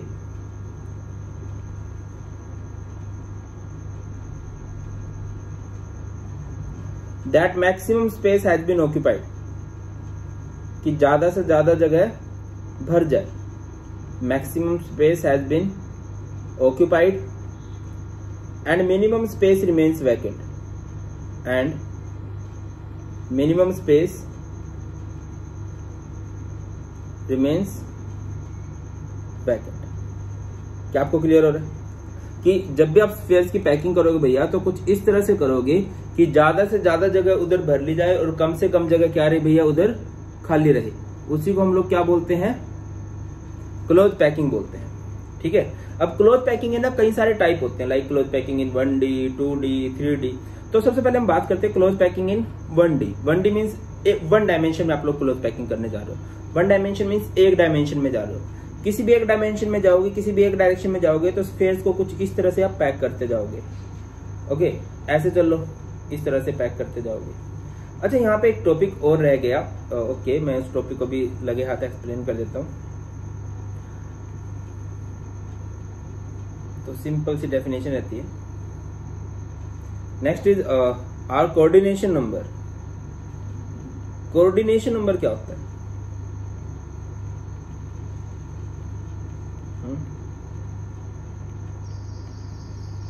simple सी बात, total number of touching spheres. Total number of touching spheres, कि एक स्फीयर को कितने स्फीयर टच कर रहे हैं, यही उसका कोऑर्डिनेशन नंबर होता है। ठीक है, जैसे मैं आपको एक एग्जांपल दूं, लाइक यहाँ पर हमारे बहुत सारे स्फीयर्स की ना पैकिंग हो रही है। यहाँ पर पैकिंग हो रही है, पैकिंग हो रही है। चलो, अब मैं आपसे पूछता हूँ कि यार इस स्फीयर का कोऑर्डिनेशन नंबर कितना है। अब ये स्फीयर सिर्फ एक स्फीयर से टच कर रहा है। इधर अगर आप ध्यान दो, ये जो स्फीयर है स्पेसिफिकली ये सिर्फ एक स्फीयर से टच कर रहा है, तो इसका कोऑर्डिनेशन नंबर होगा 1। इसका कोऑर्डिनेशन नंबर कितना होगा? अगर आप ध्यान दो, 1 2 3 4, तो इसका कोऑर्डिनेशन नंबर कितना है बेटा जी? 4 है। अगर मैं स्पेसिफिकली इसकी बात करूं, ये कितने 1 2 3, इसकी बात करता हूं तो इसका कोऑर्डिनेशन नंबर कितना है? इधर 3 है। क्या आपको क्लियर होता है? एक स्फीयर जितने स्फीयर को टच करता है वो इसका कोऑर्डिनेशन नंबर है। अब क्लोज पैकिंग इन 1D हम एक डायमेंशन में चल रहे हैं, तो आपको दिखाई दे रहा होगा। अच्छा, ये एंडिंग वालों को हम लोग नहीं छेड़ते हैं, इसको छेड़ते हैं, इसको छेड़ते हैं। तो यहाँ पे कितने स्फीयर से टच कर रहे हैं? 1 and 2। तो 1D का मतलब क्या होता है? Packing of sphere should be done in such a way that every sphere touches to other sphere. Every sphere touches to other sphere. आपने स्फीयर्स को कुछ इस तरह से पैक करना है कि हर एक स्फीयर कितने स्फीयर को टच करता रहे? 2 और स्फीयर को टच करता रहे। तो वहां पर अब अगर बेटा जी मैं बोलूं कि इसका कोऑर्डिनेशन नंबर कितना है भैया, इसका कोऑर्डिनेशन नंबर कितना है? एक इधर है, एक इधर है, तो इधर कोऑर्डिनेशन नंबर कितना हो जाता है? 2 हो जाता है। नेक्स्ट चलते हैं, next is close packing in 2 dimension या क्लोज पैकिंग इन 2D। ठीक है बेटा, अब जब आप इसमें पैकिंग करते हो तो स्फीयर को पैक करते टाइम थोड़ा ध्यान से देखना। लाइक देखिए, ऐसे 1, ऐसे इस तरह से, इसके एग्जैक्ट नीचे अगला स्फीयर, इसके एग्जैक्ट नीचे अगला स्फीयर, इसके एग्जैक्ट नीचे अगला स्फीयर। ठीक है, और जब आप इसमें पैकिंग करोगे तो कुछ इस तरह से करोगे।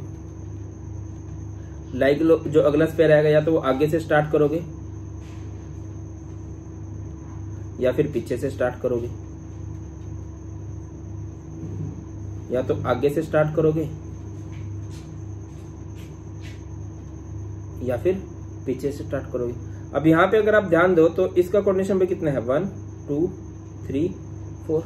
और अगर आप इस पे ध्यान दो, ये इसका कोऑर्डिनेशन नंबर कितना है? 1 2 3 4 5 एंड 6। इधर दिखाई दे रहा होगा आपको। स्क्वायर क्लोज पैकिंग में क्या होता है? लाइक इस स्फीयर को अगर आप देखो तो ये कितने स्फीयर के साथ टच में है?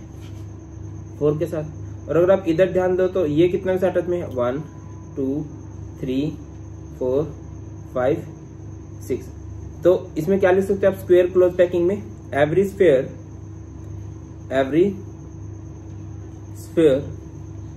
टचेस 4 other spheres इसमें हर एक स्फीयर कितने स्फीयर को टच कर रहा है भैया? 4 और स्फीयर को टच कर रहा है। और इसमें क्या है भैया? Every sphere touches 6 other spheres. ठीक है ना, इसमें हर एक स्फीयर कितने स्फीयर को टच कर रहा है? 6 और स्फीयर को टच कर रहा है। तो इधर कोऑर्डिनेशन नंबर कितना रहेगा स्क्वायर क्लोज पैकिंग में? कोऑर्डिनेशन नंबर रहेगा 4। एंड इधर कोऑर्डिनेशन नंबर कितना रहेगा बेटा जी? इधर कोऑर्डिनेशन नंबर रहेगा 6। आप लोग ऐसे दिखा सकते हो, देखिए लाइक ये है, ये कितने स्फीयर के साथ टच कर रहा है? 1 2 3 4। ठीक है ना भाई, इस तरह से 4 के साथ टच कर। और अगर आप इधर ध्यान देते हो कितने स्फीयर के साथ टच कर रहा है? 1 2 3 4 5 6 और एक हेक्सागोनल टाइप स्ट्रक्चर इधर बन के निकल रहा है। आगे मूव करते हैं। Next is close packing in 3D। बहुत इंपॉर्टेंट है क्लोज पैकिंग इन 3D के लिए आपको डायग्राम क्लियर होना चाहिए भैया, तभी बात बनती है। मैं थोड़ा सा डायग्राम बनाने की कोशिश करता हूँ, आपको समझ में आएगा। देखो इसके 2 टाइप होते हैं 3D के। एक होता है HCP जिसे हम लोग बोलते हैं हेक्सागोनल क्लोज पैकिंग, और एक होता है CCP। CCP is cubic close packing. तो इस तरह से आप स्फीयर लगाओगे। ये एक स्फीयर है, ये 2 3 4 5 6 और ये 7। फिर इधर क्या कर दोगे आप लोग? 3 स्फीयर लगा दोगे। फिर इधर कितने स्फीयर लगा दोगे? 7 स्फीयर लगा दोगे, कुछ इस तरह से। ठीक है। एंड अगेन यार वो मुझसे थोड़ा दूर चला गया, मैं लेके आता हूँ उसे। पहले वाले पार्ट में भी ऐसे ही हुआ था ना। ठीक है, कुछ इस तरह से इधर ऐसे। ठीक है। और अगर इसमें बात करें तो इसमें CCP में क्या रहता है बेटा? मैंने बोला ना थोड़ा सा हाइपोथेटिकल है, तो आप याद रखोगे ज्यादा अच्छा रहेगा। इधर क्या करोगे भैया? ये 7 स्फीयर्स हैं। ठीक है, ये 7 स्फीयर रहेंगे। इसके एग्जैक्ट नीचे क्या रहेंगे? 3 स्फीयर्स रहेंगे। ठीक है, कुछ इस तरह से। फिर क्या बात है? 3 स्फीयर आएंगे बट वो उल्टे आएंगे। फिर इधर क्या आएंगे? 7 स्फीयर आएंगे। फिर इधर क्या आएंगे? 3 स्फीयर्स आएंगे। और फिर इधर क्या आएंगे? 3 स्फीयर्स आएंगे। ठीक है, कुछ इस तरह से है ये सारी की सारी स्टोरी। इसमें क्या है? मान लीजिए हमारी फर्स्ट लेयर है, ये सेकंड लेयर है, ये थर्ड लेयर है, ये फोर्थ लेयर है। इधर ऊपर कुछ हुआ है, ठीक है कि नहीं? ये फर्स्ट लेयर है, ये सेकंड लेयर है, ये थर्ड लेयर है, ये फोर्थ लेयर है, ये फिफ्थ लेयर है और ये सिक्स्थ लेयर है। इसमें अगर आप चेक करो फर्स्ट लेयर वर्टिकली अलाइन किससे है? फर्स्ट लेयर एग्जैक्ट ऊपर नीचे किसके आएगी भैया? फर्स्ट लेयर जो आएगी वो आएगी थर्ड के। एंड सेकंड लेयर किसके वर्टिकली अलाइंड होगी? फोर्थ लेयर के। और अगर मैं ध्यान देता हूं तो फर्स्ट लेयर जो है वर्टिकली अलाइंड है फोर्थ के, सेकंड लेयर जो है वर्टिकली अलाइंड है फिफ्थ के, एंड थर्ड लेयर बेटा जी वर्टिकली अलाइंड है सिक्स्थ के। मैं आपको दिखा देता हूँ। इसमें देखो ये हमारे पास 7 स्फीयर है, दिखाई दे रहा है? शायद दिखाई दे रहे होंगे। ये 1 2 3 4 5 6 7। ठीक है, अब इसके बीच में 3 स्फीयर भी दिखाई दे रहे होंगे आपको शायद, ये 3, और फिर इसके ऊपर ये दोबारा से कितने स्फीयर हैं? 7 स्फीयर हैं। ये HCP है। ठीक है, अब उल्टे 3, अब देखो 7 3 7 3 7 3 7 3 7 3 7 3 किस में रहते हैं? HCP में। अब 7 सीधे 3 उल्टे 3, 7 सीधे 3 उल्टे 3 वो किस में रहते हैं भैया? CCP में रहते हैं। तो जब आप डिफाइन करोगे तो यही लिखोगे, in this packing first layer is vertically aligned with third layer and second layer is vertically aligned with fourth layer. इधर first layer is vertically aligned with fourth layer, second layer is vertically aligned with third layer. ठीक है, अगर मैं जितने भी 7 हैं उनको मैं A बोल देता हूँ, जितनी भी जगह 7 है उन्हें मैं A बोल दूं। जितने भी सीधे 3 हैं उनको मैं B बोल देता हूँ। इधर B, ये B, ये B, ये B, और जितने भी उल्टे 3 हैं उन्हें मैं C बोल देता हूँ। तो this close packing is also known as AB type packing, and this close packing is also known as ABC close packing. Clear होता है सबको? बहुत सिंपल सी बात है। चलो बहुत बढ़िया। तो एग्जाम्पल है। अब अगली चीज आपसे पूछी जाती है कि इसका कोऑर्डिनेशन नंबर कितना है। आपसे ना इसका कोऑर्डिनेशन नंबर पूछा जाता है। ये जो स्फीयर है बेटा चेक करो कितने स्फीयर के साथ टच में है? 1 2 3 4 5 6। अब 3 इसके ऊपर आके लगते हैं और 3 इसको नीचे से टच करते हैं, तो इसका कोऑर्डिनेशन नंबर कितना हो जाता है? 12। सिमिलरली इसका भी पूछा जाता है 1 2 3 4 5 6। 3 इसको ऊपर से आके घेरते हैं और 3 इसको नीचे से आके घेरते हैं, तो इसका कोऑर्डिनेशन नंबर भी कितना हो जाता है भैया? 12। ये इनकी सिमिलैरिटी है। एक आपसे इनकी पैकिंग परसेंटेज पूछी जाती है, तो इनकी जो पैकिंग परसेंटेज होती है वो होती है 74%। ठीक है, और इनके एग्जाम्पल पूछे जाते हैं तो एग्जाम्पल कैसे याद रख सकते हो, जानू मांगे मोर, जानू मांगे मोर, क्या, सोना, चांदी और प्लेटिनम। जितनी भी नोबल मेटल होती हैं वो सीसीपी शो करना पसंद करती हैं, क्यूबिक क्लोज पैकिंग शो करती हैं, और ये जितनी भी ठीक ठाक सी हैं, जिंक, मैग्नीशियम, मोलिब्डेनम, ये कौन सा शो करती हैं, एचसीपी शो करती हैं। जानू मांगे मोर, सोना, चांदी और प्लेटिनम। बहुत बढ़िया, आगे बढ़ते हैं वॉइड्स और इंटरस्टिशियल साइट। देखो बेटा, आपने स्फेयर्स को पैक किया, मतलब अभी मैंने तुम्हें दिखाया भी था ना, ये मान लीजिए स्फेयर्स हैं, हमने इसको पैक किया तो आपको दिख रहा हो कुछ ना कुछ जगह स्टिल इसमें खाली है, ये जो है जगह इसमें खाली बची हुई है। अब ये जो खाली जगह होती है, इस खाली जगह को हम लोग क्या बोल रहे हैं, वॉइड। सिंपल देखो, मैं इधर लिख करके दिखाता हूँ आपको, लाइक ये हमारे पास वॉइड्स हैं, ठीक है, बहुत सारे वॉइड्स हैं हमारे पास। अब इन वर्ड्स के पास जब इनको पैक कर देते हैं, जो खाली जगह बचती है, इस खाली जगह को हम लोग बोलते हैं वॉइड। डिफाइन किस तरह से करेंगे, vacant space, vacant space remains between the spheres, remains between spheres after the packing of the spheres. कि जब हम स्फेयर्स को पैक कर देंगे तो उनके बीच में कुछ ना कुछ जगह खाली बचेगी। अब स्फेयर्स को पैक करने के बाद जो उनके बीच में खाली जगह बचेगी, उस खाली जगह को ही हम लोग क्या बोलते हैं, वॉइड या फिर इंटरस्टिशियल साइट बोलते हैं। अब कई तरह के वॉइड होते हैं, सबसे पहले हमारे पास ट्राइगोनल वॉइड है, फिर हमारे पास टेट्राहेड्रल वॉइड है, फिर हमारे पास ऑक्टाहेड्रल वॉइड है। ट्राइगोनल वॉइड कौन से होते हैं, those voids which are surrounded by 3 sphere. ऐसे वॉइड, ऐसी खाली जगह जो 6 स्फेयर से बनती है, सॉरी ट्राई मीन्स 3, ठीक है, वॉइड्स या फिर vacant space surrounded by 3 sphere, surrounded by 3 sphere, जो 3 स्फेयर से बनता है। ऐसे बना दोगे, ऐसे कुछ इस तरह का, ठीक है। अब ये जो वैकेंट स्पेस है, ठीक है, ये जो खाली जगह बची है बेटा, इस खाली जगह को हम लोग क्या बोलते हैं, ट्राइगोनल वॉइड बोलते हैं। इधर कोऑर्डिनेशन नंबर कितना आएगा, क्योंकि ये जो वॉइड है ये 3 स्फेयर से घिरा हुआ है, तो इसका कोऑर्डिनेशन नंबर 3।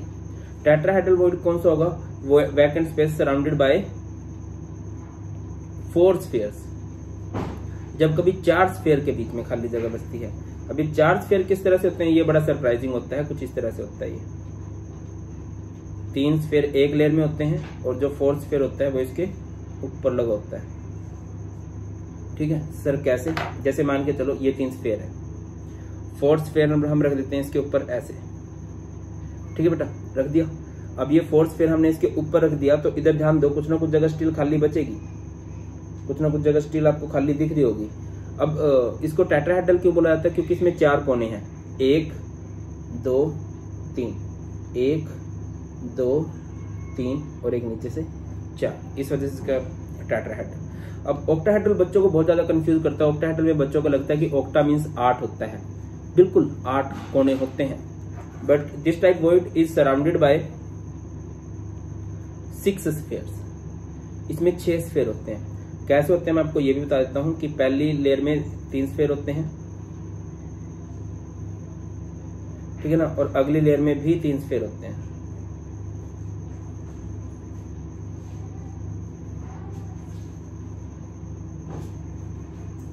ठीक है, कुछ इस तरह से 3 नीचे 3 ऊपर। बट एक्चुअल में बनता कैसे मैं आपको बता देता हूँ। ऑक्टाहेड्रल शेप आप सबने पहले देखी भी होगी। जैसे बेटा ये दिख रहा होगा, ये कितने स्फेयर हैं, 4 स्फेयर हैं। ये हमने 5th स्फेयर इसके ऊपर रख दिया।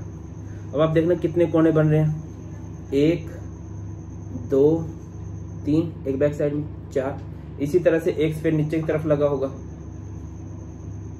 जस्ट अ मिनट, ओके, शायद आपको ज्यादा भी 3D फील हो जाए। दिखाई दे रहा है कितने हैं, 1 कोना, ये 1 2 3 4, ठीक है, 5 6 7 और ये बैक साइड 8। तो इस तरह से यहाँ पे बेटा जी कोऑर्डिनेशन पर कितना बन जाता है, 8। ये हमारा ऑक्टाहेड्रल स्फेयर होता है। अब जब आप इसके क्वेश्चन करोगे ना, तो एक चीज याद रखना, कहीं पे अगर आपको पता है कि मान लो नंबर ऑफ पार्टिकल्स हैं, नंबर ऑफ पार्टिकल्स हैं n, ठीक है। वहां पे आपसे पूछ लिया जाए कि इधर ऑक्टाहेड्रल वॉइड कितने होंगे, याद रखिए कि कहीं पे जितने नंबर ऑफ पार्टिकल्स होते हैं ऑक्टाहेड्रल वॉइड उतने ही होते हैं। और नंबर ऑफ टेट्राहेड्रल वॉइड कितने होंगे भैया, उधर टेट्राहेड्रल वॉइड कितने होते हैं, double of number of atoms बोले तो 2n। बेटा जी ये रिलेशन याद रखना, बहुत सारे न्यूमेरिकल सोल्व करने में आपकी हेल्प करेगा। अब अगला क्वेश्चन है फॉर्मूला ऑफ कंपाउंड, कि आप किसी कंपाउंड को फॉर्मूला किस तरह से बनाते हो, किस तरह से किसी भी कंपाउंड का आप फॉर्मूला दे सकते हो, ठीक है। बड़ा अच्छा क्वेश्चन बनता है। तो कैसे करेंगे भैया, ध्यान दीजिए। जैसे आपको क्वेश्चन दिया गया, एक कंपाउंड है जो कि ए बी से बना हुआ है, ए एट कॉर्नर, ए कहां पर है, at corner, and B at face centre, give formula. देखिए बेटा कॉर्नर कितने होते हैं, कॉर्नर होते हैं 8 और उनका कंट्रीब्यूशन होता है 1/8। एंड फेस सेंटर बोला गया है, फेस सेंटर देखो भैया, face centred cubic unit cell जो होता है ना, उसमें नंबर ऑफ एटम्स होते हैं 4, क्योंकि उसमें पार्टिकल कॉर्नर पे होते हैं और फेस के सेंटर पे होते हैं। बट इसने स्पेसिफिकली बोला है कि पार्टिकल्स फेस के सेंटर पे, और फेस कितने होते हैं बेटा जी 6, और उनका कंट्रीब्यूशन कितना बनता है 1/2। दैट इज यहां से 3 आ गया और ये कितना आ गया 1। So formula will be A1 B3। Are you getting my point? क्या आपको समझ में आ रहा है बेटा जी? मैं दोबारा समझाने की कोशिश करता हूं। एक पार्टिकल है X, कहां पर है, एट कॉर्नर, ठीक है, Y एट बॉडी सेंटर, ठीक है। तो कैसे करेंगे, X कॉर्नर पे है और Y बॉडी सेंटर पे है। कॉर्नर कितने होते हैं बेटा जी 8, और उनको कंट्रीब्यूशन कितना बनता है 1/8। तो यहां से फॉर्मूला कितना बन जाएगा 8 × 1/8, जब आप कर दोगे तो ये आ जाएगा 1। और अगर आप बात करते हो बॉडी सेंटर की, बॉडी के सेंटर कितने होते हैं 1, और उनका कंट्रीब्यूशन कितना है 1/1, दैट इज 1, ठीक है। अब आप अगली बात पे आओ, इसको थोड़ा सा मॉडिफाई करते हैं। If 3 atoms from corner are missed, या 3 particles from corner are missed, then इसका फॉर्मूला क्या होगा। अगर मैं इस क्वेश्चन की बात करता हूं तो बताइए। अब बेटा जी आपको भी पता है, ठीक है, क्या पता है आपको, ओके जस्ट अ मिनट, कि कॉर्नर कितने होते हैं। कॉर्नर हमारे पास होते हैं 8, ठीक है, बट उसने बोल दिया 3 एटम मिस हो गए, 8 - 3 दैट इज 5। बट कॉर्नर्स का कंट्रीब्यूशन कितना होता है, कंट्रीब्यूशन तो 1/8 ही होता है ना, मतलब अगर कॉर्नर पे कोई पार्टिकल लगा तो वो 8 हिस्सों में तो बटेगा ही। सिमिलरली अगर मैं बोलता हूँ Y बॉडी सेंटर पे है, बॉडी के सेंटर कितने होते हैं 1, और उनका कंट्रीब्यूशन 1/8, तो ये कितना आ गया 5/8, और ये कितना आ गया 1। तो X 5/8, Y 1, ये 8 उधर चला जाएगा, तो ये क्या बन गया X5 Y8 will be the formula of the compound. क्या आपको बात समझ में आ रही है, X5 Y8, ठीक है। कुछ और फॉर्मूला क्या बन सकता है, P form CCP, P form CCP। एक चीज मैं आप लोगों को बताना भूल गया कि CCP का मतलब होता है FCC, ठीक है। And Q at tetrahedral voids, या Q occupy tetrahedral void position, then इसका फॉर्मूला क्या होगा। अब CCP या FCC, अब देखो यहाँ पे ये नहीं बोला फेस सेंटर, इसने बोला फेस सेंटर्ड क्यूबिक, यानी पूरा एक यूनिट सेल है। और आप सबको पता होगा FCC में नंबर ऑफ एटम्स कितने आते हैं 4।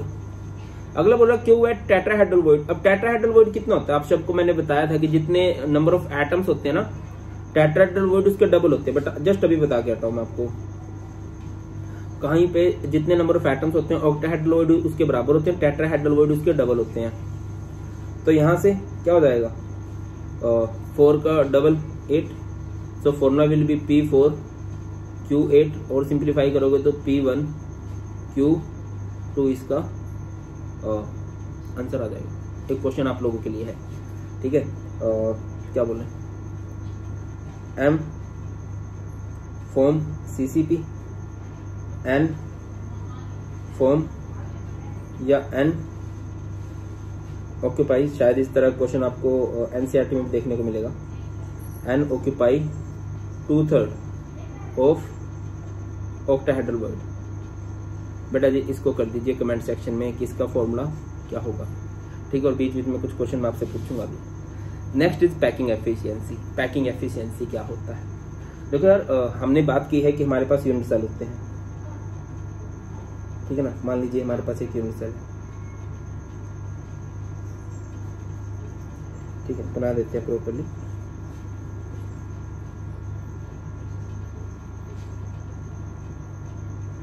ये हमारे पास एक यूनिट सेल है। अब यूनिट सेल में पार्टिकल्स लगे होते हैं, कहीं भी लगे हो सकते हैं, ठीक है। सबसे पहली बात कहाँ पे तो होंगे ही होंगे, कॉर्नर्स पे तो लगे ही होंगे, ठीक है बेटा जी। अब ये पार्टिकल्स ना कुछ जगह ऑक्यूपाई करेंगे। अच्छा मुझे एक बात तो बताना कि अगर पार्टिकल सिर्फ कॉर्नर पे लगे हों तो वो कौन सा यूनिट सेल होता है, सिर्फ कॉर्नर पे, ठीक है। अब पार्टिकल्स इधर लगे हुए कॉर्नर्स पे तो कुछ ना कुछ जगह ऑक्यूपाई की। अब इसने पूरे स्पेस के अंदर कितनी जगह ऑक्यूपाई की है उसकी परसेंटेज निकाल लेंगे, वही पैकिंग परसेंटेज है। जैसे आपके 10th में मार्क्स की परसेंटेज निकाली जाती थी, वो कैसे निकाली जाती थी कि टोटल कितने का पेपर हुआ है, ऊपर क्या लिखते थे, जितने आपने अटेंड किए हैं, अचीव किए हैं, या मार्क्स आपके आए हैं, और इनटू में 100। पैकिंग एफिशिएंसी भी क्या है, it is the percentage, it is the percentage of total space occupied by spheres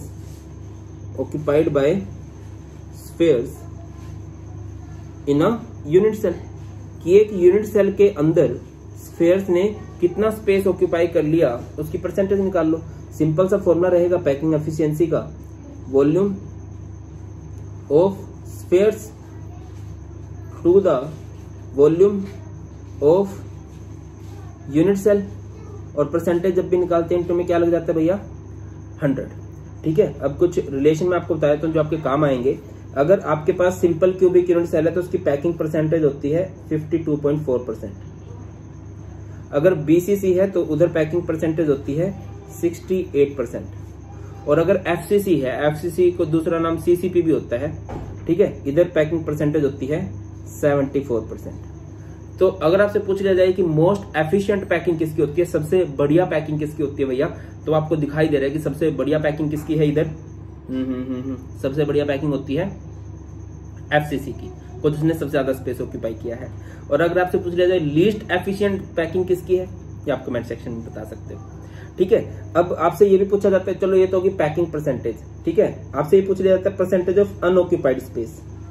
unoccupied space बोले तो जो स्पेस नहीं ऑक्यूपाई किया जा सका, जो खाली जगह बच गई है। अब देखो बेटा परसेंटेज की बात है, यानी कि टोटल जगह 100 मानी जाती है। अब 52.4% ऑक्यूपाइड है तो वैकेंट स्पेस कितना बचेगा, 47.6।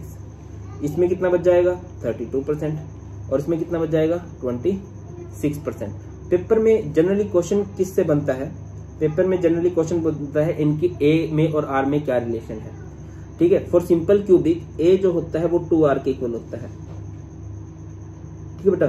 और बीसीसी में अब जनरली ये पेपर में रिलेशन पूछा जाता है, सीधा डिराइव करना नहीं पूछा जाता, even it's not a physics class, ठीक है कि नहीं। तो फिजिक्स में डेरिवेशन ज्यादा इंपॉर्टेंट रहते हैं, केमिस्ट्री में डेरिवेशन कभी भी इंपॉर्टेंट नहीं रहे हैं, तो आप इनको सीधा याद कर सकते हो और 2-3 मिनट लगेंगे, सारा याद हो जाएगा, ठीक है। बट मेरे को उसको समझाने में तुम्हें उससे ज्यादा टाइम लग जाएगा, दैट्स व्हाई मैं इसको थोड़ा अवॉइड करूं। बट अगर आप ज्यादा फोर्स करोगे तो मैं इसको बना दूंगा, आप कमेंट सेक्शन में लिख देना कि सर हमें करना है, ठीक है। और बीसीसी में क्या रहता है, a = 4r/√3, याद कर लेना बेटा, ये रिलेशन बहुत काम के होते हैं, a = 4r/√3। और ये कितना रहता है एफसीसी, a = 4r/√2, ठीक है बेटा जी, ये है। अब चलते हैं इस चैप्टर का सबसे इंपॉर्टेंट टॉपिक जो ही की है डेंसिटी। डेंसिटी के न्यूमेरिकल इस चैप्टर में सबसे ज्यादा इंपॉर्टेंट रहता है, सबसे ज्यादा इंपॉर्टेंट भाई साहब, ठीक है। डेंसिटी का फॉर्मूला क्या होता है, क्या फॉर्मूला होता है डेंसिटी का, mass by volume, mass by volume. अब क्योंकि हमें यूनिट सेल की डेंसिटी निकालनी है तो आप लोग लिख सकते हो mass of unit cell by volume of unit cell, ठीक है। और इसको सिंपली रिप्रेजेंट किया जाता है रो से। और ज्यादा सिंपल जाना है कि दिनेश है, दिनेश की डेंसिटी दिनेश भाई रो रहा है, क्यों, क्योंकि उसकी जानू उससे मांगती है नया एप्पल का मोबाइल। दिनेश भाई क्या कर रहा है, रो रहा है, it is rho, rho is density, क्योंकि उसकी जानू मांग रही है उससे नया एप्पल का मोबाइल। इसको कैसे याद रख सकते हो, rho is density, Z is number of atoms, number of atoms is different for different unit cell like simple cubic, BCC, FCC, इसको याद रख सकते हो। सिंपल क्यूबिक में नंबर ऑफ एटम्स आए थे 1, BCC में आए थे 2, FCC में आए थे 4, यही पूछे जाएंगे आपसे। और इसको सिंपली आप ऐसे भी याद रख सकते हो 1 2 का 4, 1 2 का 4। Na is Avogadro number, Na is Avogadro number, and Avogadro number की वैल्यू कितनी होती है 6.022 इंटू 10⁻²3। एंड ए बोले तो एज लेंथ, क्या होता है बेटा, ए का मतलब एज लेंथ होता है, ठीक है। और भैया एज लेंथ जो होती है, अच्छा डेंसिटी की जो यूनिट होती है ना, मतलब जो जनरली आप लोग एक्सप्रेस करोगे वो करोगे ग्राम पर सेंटीमीटर क्यूब में, ठीक है। तो जो एज लेंथ होती है जनरली आपको या तो नैनोमीटर में दी होती है, या फिर पिकोमीटर में दी होती है, या फिर एंगस्ट्रॉम में दी होती है। तो हम इसको मीटर में कैसे कन्वर्ट करेंगे, नैनोमीटर को 10⁻⁹ मीटर, पिकोमीटर को 10⁻12 मीटर, एंगस्ट्रॉम को 10⁻10 मीटर। और अगर आपको इसको सेंटीमीटर में कन्वर्ट करना है तो ये हो जाएगा 10⁻7 सेंटीमीटर, और पिकोमीटर को 10⁻10 सेंटीमीटर, क्योंकि ना मीटर को जब सेंटीमीटर में कन्वर्ट करते हैं तो उसको 100 से मल्टीप्लाई कर देंगे, और 100 यानी 10⁻2 इसमें प्लस हो जाएगा, तो थोड़ा सा चेंज हो जाएगा, ठीक है। और 10⁻10 है तो ये कितना हो जाएगा 10⁻8 सेंटीमीटर। तो बेटा ये है डेंसिटी का सिंपल सा फॉर्मूला। अब थोड़े से ना इसके प्रीवियस ईयर के क्वेश्चन देख लेते हैं यार, कि प्रीवियस ईयर में क्वेश्चन किस तरह से बने हुए हैं, ये आपको बहुत ज्यादा हेल्प करेंगे किस टॉपिक से, ठीक है। और क्योंकि वो मैंने पहले ही करा रखा है तो थोड़ा सा आपको टी शर्ट में चेंज देखने को मिलेगा। तो एक बार इसके न्यूमेरिकल करते हैं। आपको क्वेश्चन दिया कैलकुलेट, मैं चाहता हूँ कि ये टॉपिक ना थोड़ा सा पक्का हो जाए, क्योंकि देखो यार फिजिकल केमिस्ट्री है, तो फिजिकल केमिस्ट्री में हमें ना ज्यादा न्यूमेरिकल्स पे फोकस करना है, ठीक है। और न्यूमेरिकल्स पे फोकस करना है तो ज्यादा प्रैक्टिस कर लेना, ठीक है। Calculate number of BCC unit cell in 20 gram of calcium. जैसे आपसे ये क्वेश्चन पूछा गया कि 20 ग्राम कैल्शियम के अंदर BCC के कितने यूनिट सेल हो सकते हैं, तो यूनिट सेल कैसे निकाल लेंगे। अगर आपको ग्राम्स में डाटा दे रखा है तो आप पहले एटम्स निकाल लीजिए। तो शायद आपको पता होगा 40 ग्राम कैल्शियम का मोलर मास होता है। 40 ग्राम कैल्शियम के अंदर कितने नंबर ऑफ एटम्स होते हैं 6.022 इंटू 10⁻23 एटम्स, ठीक है। यूनिटरी मेथड पता है ना कि अगर 1 ग्राम कैल्शियम में पूछा जाए तो क्या हो जाएगा 6.022 इंटू 10⁻23 डिवाइडेड बाय 20। और हमें क्योंकि 20 ग्राम कैल्शियम दे रखा है तो 20 ग्राम कैल्शियम के अंदर क्या फंडा रहेगा, गलत लिख रहा हूँ, इधर ऊपर आएगा 40, यूनिटरी मेथड में बाय 40 आएगा। भैया 40 ग्राम में इतने एटम हैं तो 1 ग्राम में कितना आएगा, बाय में 40 चला जाएगा। इधर बात करते हैं तो 6.022 इंटू 10⁻23 डिवाइडेड बाय 40, 1 ग्राम का डाटा ये है तो 20 के लिए इसको 20 से मल्टीप्लाई कर देंगे। ये हमारे पास नंबर ऑफ एटम्स आ गए, और एक्चुअल में इसको कैंसिल करेंगे तो कितने एटम्स आ जाएंगे 3.011 इंटू में 10⁻23, ये हमारे पास एटम्स आ गए हैं इधर। बढ़िया, आई थिंक बहुत बढ़िया। तो अगली बात करते हैं। अभी हमें यहाँ पे बताना है कि BCC के कितने यूनिट सेल होंगे। तो आपको ये बताना चाहिए कि BCC में नंबर ऑफ एटम्स कितने होते हैं। BCC unit cell have 2 atoms, ऐसे ही लिखेंगे हम लोग, है ना। मतलब अगर क्या है कि अगर कहीं पे 2 एटम है तो वहां पे कितना होगा 1 BCC का यूनिट सेल। अगर 1 एटम होता तो कितने BCC यूनिट सेल होते 1/2 BCC के यूनिट सेल। बट हमें क्या बोला गया है 3.011 इंटू 10⁻23, तो क्या हो जाएगा 3.011 इंटू 10⁻23 डिवाइडेड बाय 2। इतने एटम्स के अंदर हमारे ये जो आ गया BCC के यूनिट सेल। आई थिंक आप मेरा पॉइंट क्लियरली समझ चुके, मैं रिपीट कर दे रहा हूँ। आपको ग्राम्स में डाटा दिया होगा, पहले ग्राम से एटम निकाल लो, फिर आपको पता नहीं चाहिए स्पेसिफिक यूनिट सेल में कितने एटम्स होते हैं, ठीक है, कि भैया इतने एक यूनिट सेल इतने एटम्स में इतने एटम्स पाए जाते हैं, ठीक है। फिर एटम्स के हिसाब से चलिए मैं थोड़ा सा और क्वेश्चन समझाने की कोशिश करता हूँ। Calculate number of unit cell in 8.1 gram of aluminium if it crystallise in FCC structure. Delhi में 2017 में क्वेश्चन आया हुआ है। देखो ये मत सोचो कि अगर आप ऑल इंडिया में पेपर देने वाले हो तो आप दिल्ली के क्वेश्चन ना करो, क्योंकि CBSE के question most of the time repeat होते हैं। तो मेरी पर्सनल सजेशन आपको ये है कि जितने ज्यादा प्रैक्टिस कर सकते हो बेटा जी उतने ज्यादा आपको प्रैक्टिस करने चाहिए। जितने भी ज्यादा प्रैक्टिस कर सकते हो उतने ज्यादा प्रैक्टिस कीजिए। जस्ट अ मिनट, थोड़ी सी इसको दूर कर देता हूँ सो दैट कि ना एक वाइड एरिया कवर कर सके हम लोग। चलिए, तो आंसर बुकिश लैंग्वेज क्या है? As 27 gram of aluminium contains 6.023 into 10⁻²3 atoms. पता है, तो 8.1 ग्राम ऑफ एल्यूमिनियम में यूनिटरी मेथड से एटम्स निकाल लिए। ठीक है, अब अगला, in FCC 4 atoms are present in 1 unit cell. 4 atom से 1 यूनिट सेल बनता है, एक एटम से 1/4 यूनिट सेल बनेंगे, तो इतने एटम से कितने बनेंगे भाई? आंसर आ जाएगा। क्लियर है? आगे बढ़ते हैं। कोऑर्डिनेशन नंबर पूछा जाता है, क्वेश्चन मुझसे नहीं, सीबीएसई ने कई बार पूछ लिया है। ठीक है, कि सिंपल क्यूबिक का कोऑर्डिनेशन नंबर कितना होता है। ठीक है, तो सिंपल सी बात समझिए भैया, सिंपल क्यूबिक का कोऑर्डिनेशन नंबर कितना होता है? 6 होता है। याद भी रख लीजिए या फिर ये डाटा बीसीसी का, क्योंकि बेटा अभी वो टाइम नहीं है कि मैं बिल्कुल डिटेल में जाके कराऊंगा आपको, बट अगर आप जिद करोगे तो बता भी देता हूँ। लो ध्यान दीजिए, इधर NaCl वाला टाइप से स्ट्रक्चर है ये ग्रे वाला दिख रहा होगा तुम्हें, ये कॉर्नर पे पार्टिकल है। ये कितने, देखिए यूनिट सेल से ये 8 से टच करता है, 8 यूनिट सेल से टच करता है, बट ये कितने पार्टिकल से टच में? ग्रीन वाले पार्टिकल देख लीजिए इसके राउंड में कितने, शायद ऑब्जर्व कर पाओ तुम लोग। इधर 1, ये वाला 1 है, इधर ये 2 है इसका, इधर ये फिर 3 है, 4, 5, 6 के साथ है। ठीक है, बीसीसी में पार्टिकल बॉडी के सेंटर में होता है इधर, तो वो कितना के साथ टच में होता है, याद ही रख लो, ज्यादा आसान रहेगा आपके लिए। सिंपल क्यूबिक में कोऑर्डिनेशन नंबर 6 होता है, बीसीसी में कोऑर्डिनेशन नंबर 8 होता है, एफसीसी में कोऑर्डिनेशन नंबर 14 होता है, और सीसीपी में कोऑर्डिनेशन नंबर, गलत तो नहीं बोल गया मैं कुछ? एफसीसी में कोऑर्डिनेशन नंबर 4 नहीं होता, 12 होता है, नंबर 4 होते हैं, और सीसीपी में 12 होता है। Next is packing efficiency. इससे क्वेश्चन 2011 में, 12 में, 13 में और 14 में क्वेश्चन बना हुआ है। क्वेश्चन इस तरह से नहीं बनता, मतलब कि एफसीसी में पैकिंग परसेंटेज को डिराइव करो, बहुत रेयर चांस है। आपसे डाटा पूछा जा सकता है कि एफसीसी की पैकिंग परसेंटेज कितनी होती है, 74%। बीसीसी की पैकिंग परसेंटेज कितनी होती है, 68%। सिंपल क्यूबिक की कितनी होती है, 52.4% होती है। ठीक है, या फिर आपसे पूछा जा सकता है अनऑक्यूपाइड स्पेस कितना है, 100 में से माइनस कर देना उस परसेंटेज को। आपसे पूछा जाता है पैकिंग फ्रैक्शन कितनी है, तो 100 से डिवाइड कर देना जो पैकिंग परसेंटेज आपको पता है।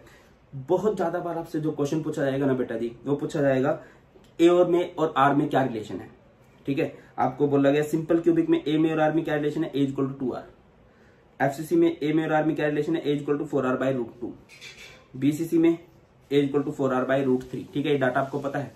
आपसे क्या पूछा जा सकता है, मैं आपको क्वेश्चन बताता हूँ। क्वेश्चन आपसे क्या पूछा जा सकता है कि in a simple cubic unit cell radius is 100 picometre, calculate ए।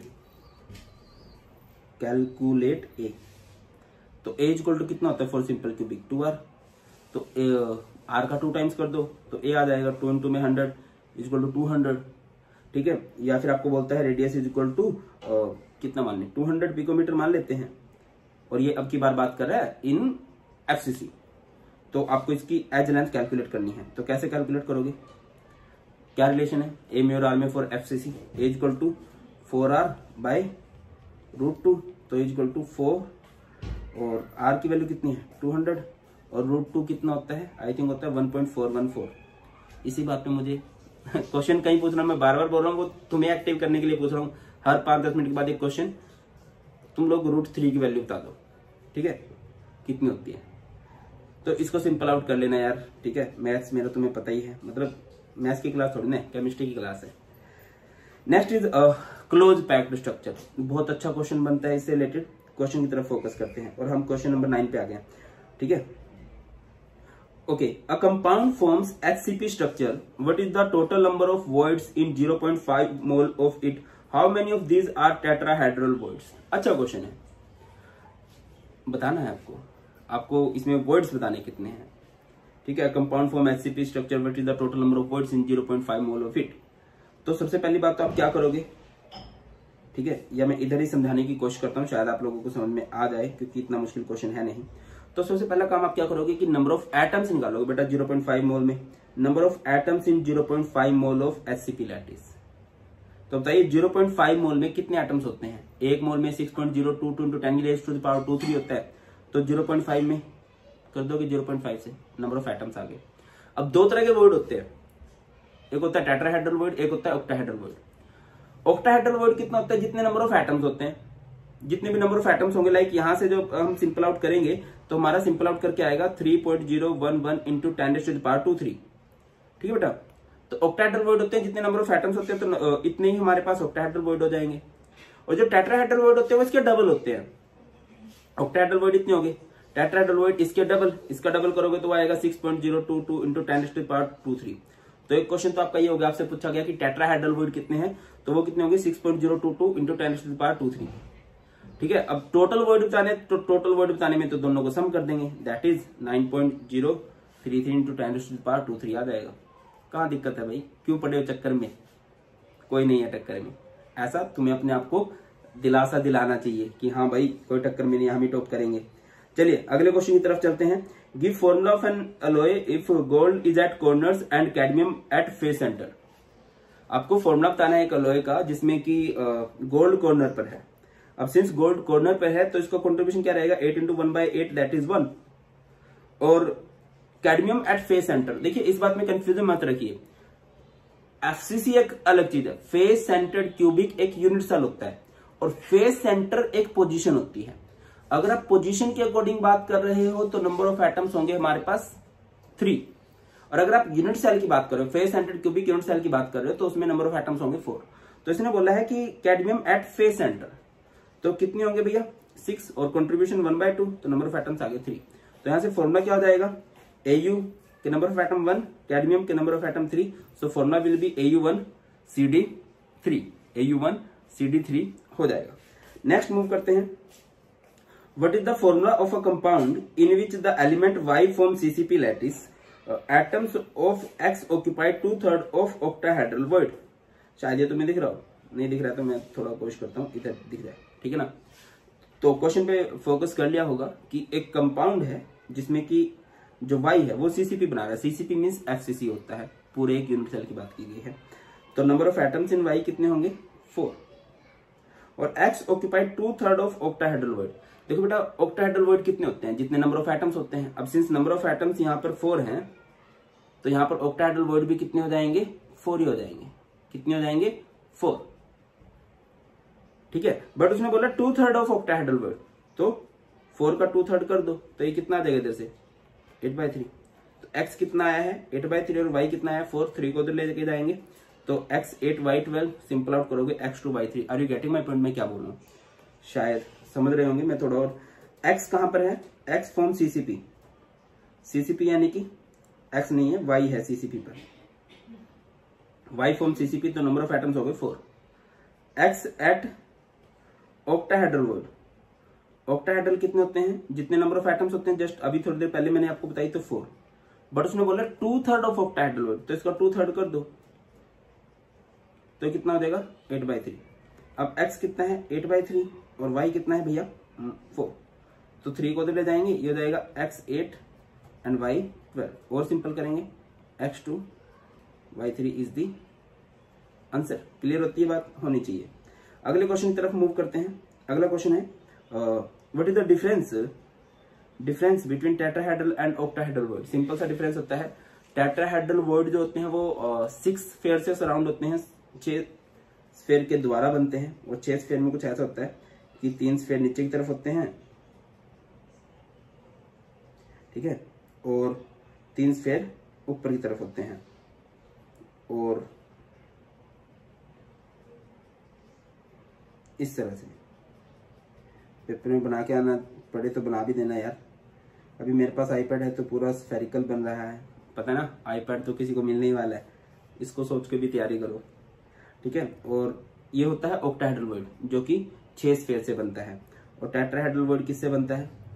अच्छा कभी कभी ना यार एक बात मैं बता देता हूँ कि क्या है कि अभी कई सारे काम करने पड़ते हैं ना, तो मैं थोड़ा सा दिमाग में कुछ और सोच रहा होता हूँ, बोल कुछ और रहा होता हूँ, तो उसके लिए ना मुझे क्षमा कर दिया करो, ठीक है। ये सोच के कि इंसान है, गलतियों का पुतला है, हो गया होगा भी दिमाग में, तो मतलब क्या पता मैंने ऐसे बोल दिया कि ऑक्टाहेड्रल 4 से बनता है, वैसे तो नहीं बोल होगा बट बोल दिया होगा तो माफ कर देना। बाकी ये ऑक्टाहेड्रल है, ऑक्टाहेड्रल 6 स्फीयर से बनता है, और टेट्राहेड्रल जो है वो 4 स्फीयर से बनता है। Let's move to the next question. Okay, question number 12 तक हो चुका है। अब इस चैप्टर का सबसे इंपॉर्टेंट टॉपिक आता है, दैट इज डेंसिटी। और आप बोलोगे तो मैं आपकी एक्स्ट्रा प्रैक्टिस करने के लिए डेंसिटी के क्वेश्चन आंसर एक्स्ट्रा भी आपको शेयर कर दूंगा टेलीग्राम ग्रुप पे, कर लेना एक्स्ट्रा प्रैक्टिस यार। डेंसिटी इस चैप्टर की ना जान है, ठीक है। तो आप बोलोगे कि सर जब जान है तो 2019 में क्यों आई है, 20 में क्यों नहीं आई? क्योंकि 20 में ये चैप्टर सिलेबस में था ही नहीं, ठीक है, दैट्स व्हाई नहीं आई। अदरवाइज डेंसिटी का न्यूमेरिकल 101% श्योरली आना ही था। तो इस बात पे फोकस कीजिए, इसके न्यूमेरिकल जितने ज्यादा प्रैक्टिस कर सको ना उतना अच्छा है। क्या देख ही लेना ना, देख ही लेना, पेपर में तो सॉल्व करोगे वो एक अलग बात है, बट देखने भर से बन जाएगी बात। चलिए क्वेश्चन देखते हैं। Chromium crystallize in BCC structure, if its edge length is 300 picometre, find its density, atomic mass of chromium is 52U। देखो ये इस लेवल का सबसे आसान क्वेश्चन होता है कि अगर आपको कोई डेंसिटी फाइंड आउट करने को बोले, बट जनरली कभी भी आपको डेंसिटी फाइंड आउट करने को बोलेंगे नहीं।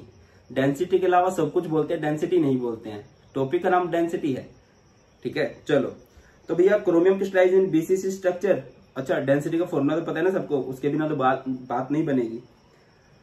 मैंने ना फिजिकल केमिस्ट्री के कुछ फॉर्मूला शीट दे रखी है, वो फॉर्मूला शीट डाउनलोड कर लेना, ठीक है। 4-5 पेज है, उसमें सारे चैप्टर के जो इंपॉर्टेंट फॉर्मूलाज हैं वो मैंने लिख दिए हैं। डेंसिटी का फॉर्मूला क्या होता है आपकी नॉलेज के लिए बताता चलूं। Density is represented by D और रो। फॉर्मूला होता है इसका Z into M by Na into a cube, where Z is number of atoms, जो कि सिंपल क्यूबिक में 1 होते हैं, BCC में 2 होते हैं, FCC में 4 होते हैं। M is atomic mass, Na is Avogadro number and A is edge length, ठीक है। उसके अकॉर्डिंग हमें डाटा को देखना है। चलिए क्वेश्चन को देखते हैं। अब सिंस इन्होंने बोला BCC है, BCC यानी कि नंबर ऑफ एटम्स कितने हो गए यहाँ से 2। If its edge length is 300 picometre, यानी कि एज लेंथ 300 पिकोमीटर है। और जनरली जो हम डेंसिटी सॉल्व करते हैं वो सेंटीमीटर में करते हैं, तो पिकोमीटर को सेंटीमीटर में कन्वर्ट कर लीजिए तो हो जाएगा 300 इंटू 10 की power -10 centimetre. Find its density if atomic mass, तो ये डाटा आपको गिवन है।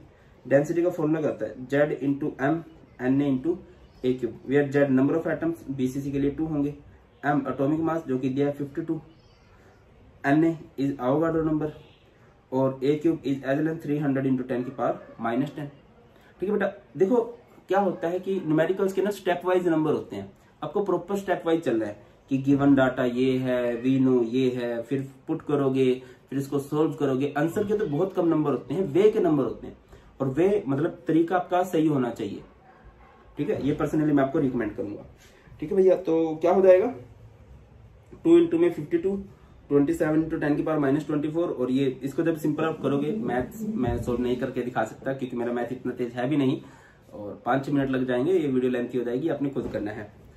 नेक्स्ट क्वेश्चन की तरफ चलते हैं। An element X whose atomic mass is 40 ग्राम पर मोल having FCC structure has unit cell as length 400 picometer, calculate the density of X and the number of unit cell in 4 gram of X।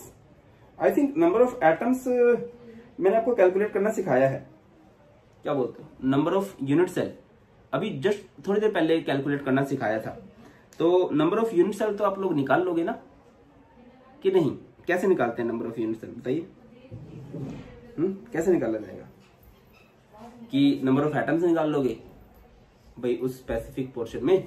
अब just अभी बताया था आपको मैंने, जैसे आपको बोल रहा है कि ये कितने में निकालना आपको 4 ग्राम के अंदर, और यूनिट सेल कौन सा है FCC। पहले मैं आपको थोड़ा सा अलग से इसको सोल्व करके दिखा देता हूँ। आपको एक एलिमेंट दिया है हुज मोलर मास इज 40 ग्राम, यानी कि 40 ग्राम मोलर मास है, यानी कि कहीं ना कहीं कैल्शियम की बात हो रही है, कैल्शियम का मोलर मास 40 ग्राम। चलो उसको एक अलग बात करते हैं। 40 ग्राम ऑफ X के अंदर कितने नंबर ऑफ एटम्स होंगे 6.022 इंटू 10⁻²3, ठीक है। 4 ग्राम के अंदर कितने होंगे 4 ग्राम ऑफ X के अंदर 6.022 इंटू 10⁻²3 डिवाइडेड बाय 40 इंटू में 4। तो आई थिंक ये सॉल्व करके आएगा 6.022 इंटू 10⁻²2। क्लियर है? तो सबसे पहले नंबर ऑफ एटम्स निकालने बनते हैं हमारे लिए कि हाँ भाई जितना वो डाटा दिया था। उसके बाद आप लोग क्या बोलोगे 4 atoms have 1 FCC unit cell, ऐसे ही होता है। या फिर इसको ऐसे समझ लो कि FCC यूनिट सेल के अंदर नंबर ऑफ एटम्स कितने होते हैं 4 ही तो होते हैं।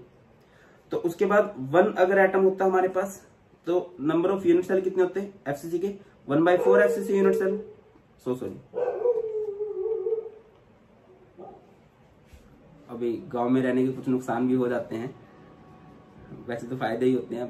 बैकग्राउंड म्यूजिक आ जाता है बीच में, ये रैप था कमीने तू कर ले पहले।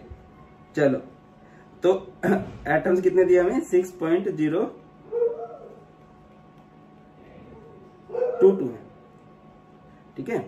तो इसके अंदर कैसे करेंगे 1/4 इंटू में 6.022 इंटू 10 की पावर 22 तो कर दीजिए ये 1.5 है कि नहीं 1.505 कुछ इस तरह से करके आ जाएगा। आई थिंक तो यही आएगा। ये अरे भैया गलत थोड़ी ना कर सकते हैं। मैथ देख रहे हो तुम्हारे सर का, ये प्लस वाले बच्चे देख रहे हो, भरोसा कर लो मेरे मैथ पे। आंसर कदो आंसर सामने लिखा था ना, आंसर लिखा नहीं था मैंने, किया है वो। चलो टॉपिक पे आते हैं। अब हमने इसकी डेंसिटी निकालनी है। डेंसिटी कैसे निकालेंगे भैया, एज दी गई है, गिवन डाटा क्या क्या है। सबसे पहले तो एटॉमिक मास दिया है दैट इज m, कितना दिया है 40। उसके बाद एफसीसी स्ट्रक्चर है तो z कितने हो जाएंगे यहाँ से 4, और एज लेंथ कितनी दी गई है आपको 400 पिकोमीटर, और पिकोमीटर को हम लोग मैंने बोला ना जनरल डाटा हम सेंटीमीटर में कन्वर्ट कर लेते हैं, तो 400 इंटू 10 की पावर -10। तो इसके बाद क्या होगा, डेंसिटी का फॉर्मूला क्या होता है z into M by N into a cube. तो बेटा इसके बाद क्या होगा, z is 4, atomic mass is 40, Avogadro number is this and Avogadro edge length is this. तो इसको सिंपल आउट कर लेना है। क्लियर है। चलिए अगला क्वेश्चन। अच्छा, क्वेश्चन कब आया था 2018 में। मैं रिपीट कर रहा हूं, देखो यहाँ पे मैंने डेंसिटी की कोशिश की है, क्योंकि कितने मर्जी न्यूमेरिकल्स हम लोग कर सकते हैं, जितनी ज्यादा वो आप लोग करो ज्यादा अच्छा। मैं आपको वे समझा सकता हूँ कि हाँ यार कुछ इस तरह से क्वेश्चन बने हुए हैं, ज्यादा प्रैक्टिस कर लेना, ठीक है, प्लीज रिक्वेस्ट कर रहा हूँ तुम लोगों से। अगला क्वेश्चन है 2016 में आया था। An element crystallize in a BCC lattice with a cell edge of 500 picometre, the density of the element is 7.5 gram, how many atoms are present in 300 gram of the element. देखो यार ये question अच्छा, आपको इसमें unit cell नहीं बताने हैं, आपको इसमें नंबर ऑफ एटम्स बताने हैं, ठीक है। तो नंबर ऑफ एटम्स पता होने के लिए क्या होना चाहिए हमारे पास, इसका मोलर मास या एटॉमिक मास होना चाहिए, जो कि नहीं गिवन है।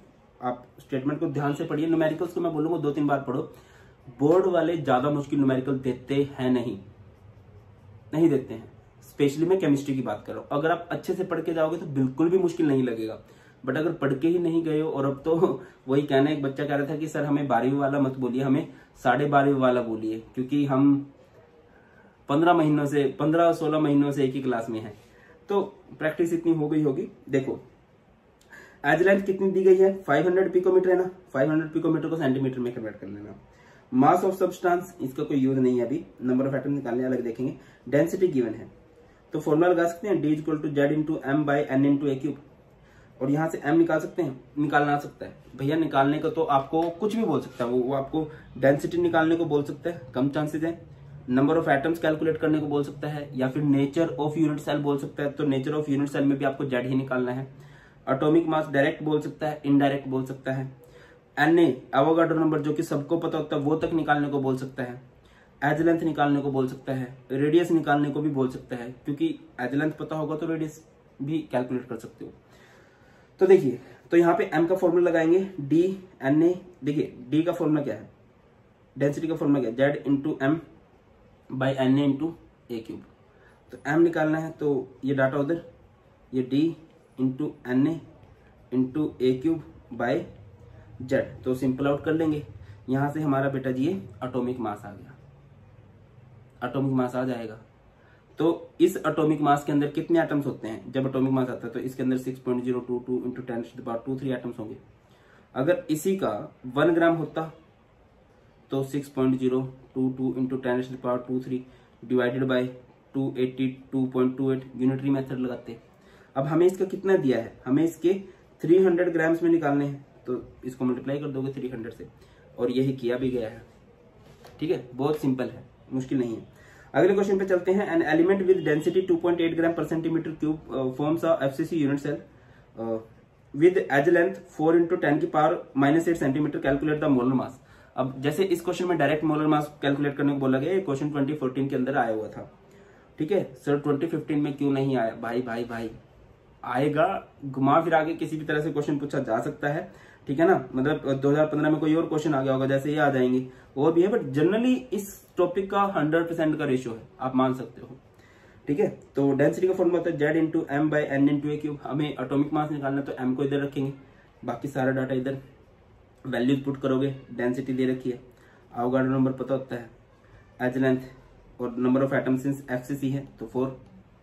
ठीक है, अच्छा यार मैं एक चीज मैं बोल लूंगा, स्पेशली जिनका मैथ मेरे जैसा है, सेफ जोन में रहने के लिए आंसर को अप्रोक्सीमेट का साइन लगा के लिख देना, सेफ जोन में रहने के लिए। हाँ, अगर कोई आपको बोले कि 8/2, तो ये तो सबको पता है कि 8/2 इज 4। ठीक है, बट जैसे भी लगता है तो मैं यार डेसिमल का पंगा हो सकता है, तो मैं रिक्वेस्ट करूंगा कि लिख देना अप्रोक्स। चलिए आगे बढ़ते हैं और बात स्टार्ट करते हैं इम्परफेक्शंस इन सॉलिड, या फिर ये बहुत ज्यादा फेमस है डिफेक्ट्स इन सॉलिड के नाम से।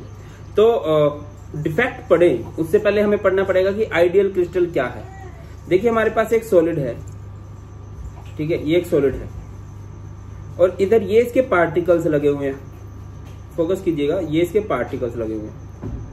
तो अगर किसी सॉलिड में पार्टिकल्स जहां लगे हुए हैं वहीं लगे रहें, ठीक है, तो उसे हम लोग क्या बोलते हैं?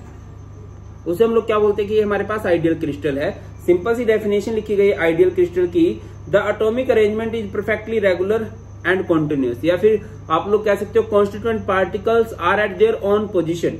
अगर किसी सॉलिड में कॉन्स्टिट्यूएंट पार्टिकल अपनी जगह पर बने रहे, जहां बैठे हैं वहीं पे बैठे रहे, उसी को हम लोग क्या बोलते हैं कि आइडियल क्रिस्टल है। बट इन एक्चुअल ऐसा होता नहीं है, वो पार्टिकल्स अपनी जगह चेंज करते रहते हैं, कुछ नए पार्टिकल आ जाते हैं, कुछ पार्टिकल चले जाते हैं, और वो क्रिस्टल आइडियल की बजाय क्या बन जाता है? नॉन आइडियल बन जाता है। और यहां पर बोल देते हैं कि यार यहां पर क्या हो चुका है, ये इम्परफेक्ट सॉलिड बन चुका है। और इन एक्चुअल हमारे मोस्ट ऑफ दी जो सॉलिड होते हैं वो आइडियल नहीं होते हैं। रियल में जितने भी क्रिस्टल देखने को मिलते हैं उनमें कुछ ना कुछ डिफेक्ट आपको देखने को मिलता है। But in real crystal due to some reasons the arrangement of atom is disturbed along a point और अलोंग अ लाइन और इन अ रीजन, कि जो पार्टिकल्स है वो चेंज हो जाएंगे। लाइक इधर जैसे पार्टिकल्स लगे हुए हैं बेटा, पॉसिबल है कि इधर से पार्टिकल कम हो जाए, तो अब यहाँ पर क्या हो चुका है, ये इम्परफेक्ट हो चुका है, और यहाँ पर क्या हो चुका है भैया, डिफेक्ट हो चुका है।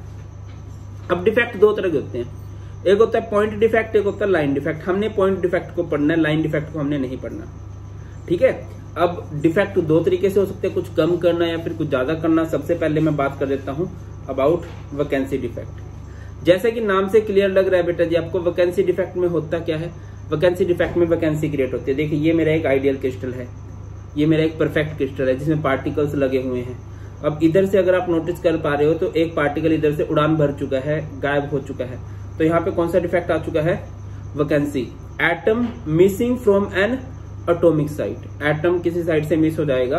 अकर due to imperfect packing during crystallization, this result in decrease in density of substance. बेटा जी सिंस यहाँ पर पार्टिकल मिस हो जाते हैं तो मास कम हो जाएगा, और अगर मास कम हो जाएगा तो डेंसिटी भी इधर कम हो जाएगी। ठीक है, और देखिए अगर यहाँ पर आप टेम्परेचर बढ़ाते हो तो ज्यादा वैकेंसी क्रिएट होगी, मींस टेम्परेचर बढ़ाने से वैकेंसी डिफेक्ट बढ़ जाता है। इससे मिलते जुलता एक डिफेक्ट होता है इंटरस्टिशियल डिफेक्ट। मिलता जुलता नहीं होता, इसका टोटली अपोजिट होता है। इंटरस्टिशियल वर्ड आप लोग शायद सुन चुके हो, वॉइड या फिर इंटरस्टिशियल साइट्स क्या होती है कि जब हम स्फीयर्स को पैक करते हैं उनके बीच में जो खाली जगह बचती है उसे हम लोग बोलते हैं वॉइड या फिर इंटरस्टिशियल साइट। तो इसी तरह से इंटरस्टिशियल डिफेक्ट होता है। देखिए ये हमारे पास एक परफेक्ट क्रिस्टल है। अब इस परफेक्ट क्रिस्टल में आपको दिख रहा है बाहर से एक पार्टिकल आ चुका है। जब बाहर से कोई पार्टिकल आके स्पेस ऑक्यूपाई कर लेता है तो हम उसे बोलते हैं कि यहाँ पर क्या है भैया, इंटरस्टिशियल डिफेक्ट आ गया है। Addition of an extra atom within a crystal structure. अब सिंस यहाँ पर एक नए पार्टिकल की एंट्री हुई है तो मास इंक्रीज होगा, और मास इंक्रीज होने से density of the substance also increase हो जाएगी। And vacancy and interstitial are inversely proportional phenomena. Inversely proportional मतलब इनवर्स फिनोमिना है। वैकेंसी में कुछ कम होता है और इंटरस्टिशियल में कुछ ज्यादा होता है। आगे बढ़ते हैं डिफेक्ट्स इन सॉलिड। तो बेटा डिफेक्ट्स की अगर मैं बात करता हूं तो मैंने बात करी पॉइंट डिफेक्ट होता है, लाइन डिफेक्ट होता है। पॉइंट डिफेक्ट के फर्दर टाइप्स होते हैं, इम्प्योरिटी डिफेक्ट, फिर उसके बाद ये स्टोइकियोमेट्रिक डिफेक्ट होते हैं, नॉन स्टोइकियोमेट्रिक एंड इनकी फर्दर ब्रांचेज होती हैं। वैकेंसी और इंटरस्टिशियल मैं आपको बता चुका हूँ। एक बार मैं स्टोइकियोमेट्रिक बता देता हूँ। स्टोइकियोमेट्रिक डिफेक्ट जो टर्म आई है ना, वो आई है स्टोइकियोमेट्रिक क्रिस्टल से, ठीक है, जहां स्टोइकियोमेट्रिक क्रिस्टल होता है। स्टोइकियोमेट्रिक क्रिस्टल किसे कहते हैं? In which number of cation equal रहे नंबर ऑफ अनायन के। तो स्टोइकियोमेट्रिक डिफेक्ट भी वही होते हैं जहां पे कटायंस और अनायन का नंबर जो है सेम रहता है। जो नॉन स्टोइकियोमेट्रिक डिफेक्ट होता है वो कहां देखने को मिलता है?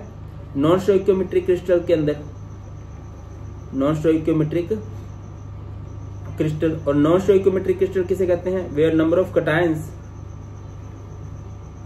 Are not equal to number of anions. जहां पे कटायन अनायन के बराबर नहीं होते हैं उसे हम लोग क्या बोलते हैं भैया? नॉन स्टोइकियोमेट्रिक डिफेक्ट कहते हैं। अब इनको थोड़ा डिटेल में पढ़ना है हमें, तो कम डिटेल में पढ़ना है हमने इम्प्योरिटी डिफेक्ट को। इसको थोड़ा सा देख लेते हैं, इम्प्योरिटी डिफेक्ट होता क्या है। इम्प्योरिटी बेटा जी जैसे कि नाम से क्लियर है कि एक चीज प्योर होगी, उसमें बाहर से कोई चीज ऐड करेंगे। जैसे इसको यहाँ पर फोकस कीजिए, डायग्राम आपको दिख रहा होगा, ये NaCl है। NaCl में क्या होता है? Na पॉजिटिव होता है, Cl नेगेटिव होता है हर जगह। तो मैंने बहुत सारे Na पॉजिटिव Cl नेगेटिव है, तो मैंने इसको स्ट्रोंशियम क्लोराइड के साथ ट्रीट किया। स्ट्रोंशियम क्लोराइड इज SrCl2, तो Sr पर 2 पॉजिटिव चार्ज है, Cl पर 2, ये 2 Cl है जो नेगेटिव चार्ज है। अब बेटा Cl तो Cl को डिस्प्लेस नहीं कर सकता, कोई ऑलरेडी Cl है, तो Cl को डिस्प्लेस करने की कोई सेंस नहीं बनती। बट इन दो पॉजिटिव की जगह पे यहाँ पर एक Sr आ सकता है, एक स्ट्रोंशियम आ सकता है। तो सेम फंडा इधर भी हुआ, देखिए इधर भी Na पॉजिटिव रहा होगा, इधर भी Na पॉजिटिव, इधर भी Na पॉजिटिव रहा होगा, इधर भी, इधर भी, इधर भी, इधर भी, इधर भी, इस सब जगह क्या रहा होगा? Na पॉजिटिव रहा होगा। बट एक Na पॉजिटिव को उड़ा के इधर कौन आ गया? स्ट्रोंशियम आ गया, Sr2 पॉजिटिव आ गया। और क्योंकि ये 2 पॉजिटिव चार्ज है तो इसने 2 Na पॉजिटिव को निकाला इधर से, सो दैट कि चार्ज बैलेंस रहना चाहिए भाई। चार्ज बैलेंस है, ध्यान दीजिए। इधर कितने हैं? प्लस के ये 4 हैं, ठीक है, और इधर ये प्लस के कितने हैं? ये 4 है।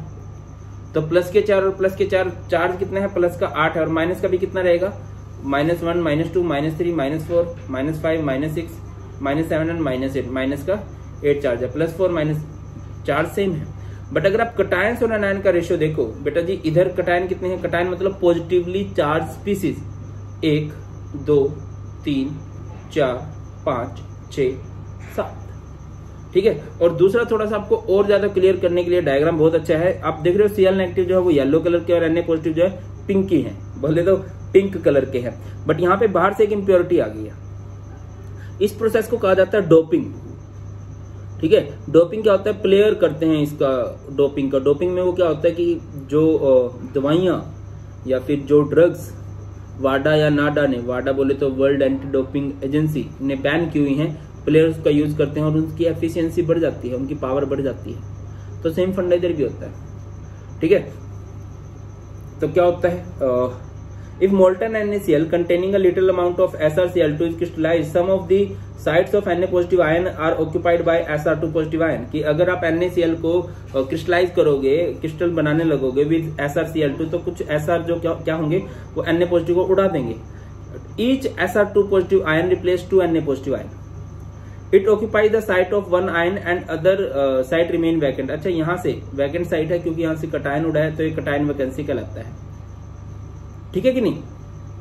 और क्या एग्जांपल हो सकता है इसका? AgCl में CdCl2 डाल दो तो Cd2 पॉजिटिव Ag पॉजिटिव को इधर से उड़ा देगा। इससे होता क्या है? अगर आप डिफेक्ट करोगे तो क्या हो जाएगा बेटा? डिफेक्ट करने से ये हो जाएगा कि इसकी इलेक्ट्रिकल कंडक्टिविटी बढ़ जाएगी। आगे बढ़ते हैं। अब ये स्टोइकियोमेट्रिक डिफेक्ट और नॉन स्टोइकियोमेट्रिक डिफेक्ट मैं आपको बता चुका हूँ। स्टोइकियोमेट्रिक डिफेक्ट क्या होता है? जिसमें जो स्टोइकियोमेट्री है वो डिस्टर्ब नहीं होती है, मतलब कटायंस का और अनायन का जो रेशियो है वो सेम रहता है, ठीक है। Do not disturb the stoichiometry. और नॉन स्टोइकियोमेट्रिक डिफेक्ट में क्या होता है? स्टोइकियोमेट्री डिस्टर्ब हो जाती है, मतलब जो कटायंस और अनायन का रेशियो जो सेम रहता है वो चेंज हो जाता है। अब स्टोइकियोमेट्रिक में वैकेंसी और इंटरस्टिशियल तो हमने पढ़ चुके हैं। बहुत इंपॉर्टेंट है बेटा जी इधर शॉर्टकी एंड फ्रैंकल डिफेक्ट, बहुत बहुत बहुत इंपॉर्टेंट है। मतलब जितने बहुत बोलता हूं मैं उतने बहुत कम है, ठीक है। थोड़ा सा बड़ा कर देते हैं इसको भाई साहब, ठीक है। इसको भी थोड़ा सा बड़ा कर देते हैं, आपको ज्यादा अच्छे से क्लियर हो जाएगा। देखो यार, मैंने बच्चों को ये कैसे समझाया हुआ कि मेरा पढ़ाने का फर्स्ट बैच है, F से याद रखिए पढ़ाने का सर का फर्स्ट बैच है और इधर पढ़ाने का सर का सेकंड बैच है। ठीक है, ओके, मैं थोड़ी वैकेंट जगह देख लेता हूँ, इधर ध्यान दीजिए बेटा। जब मैं फर्स्ट ईयर पढ़ाना स्टार्ट करूंगा तो ऑब्वियसली पहले साल तो ज्यादा बच्चे नहीं आएंगे, थोड़ा टाइम लगता है, बच्चों को नाम पता चलेगा, positive negative positive negative positive negative. ठीक है, फिर मुझे पढ़ाते हुए 1 साल हो चुका है, अब ये मेरा सेकंड बैच है, बच्चे मुझे बहुत जानने लगे हैं, पहले साल बहुत बढ़िया रिजल्ट आ गया, ये कुछ ऐसे है। ठीक है, इससे आपको बहुत क्रिस्टल क्लियर हो जाएगा बहुत आसानी से।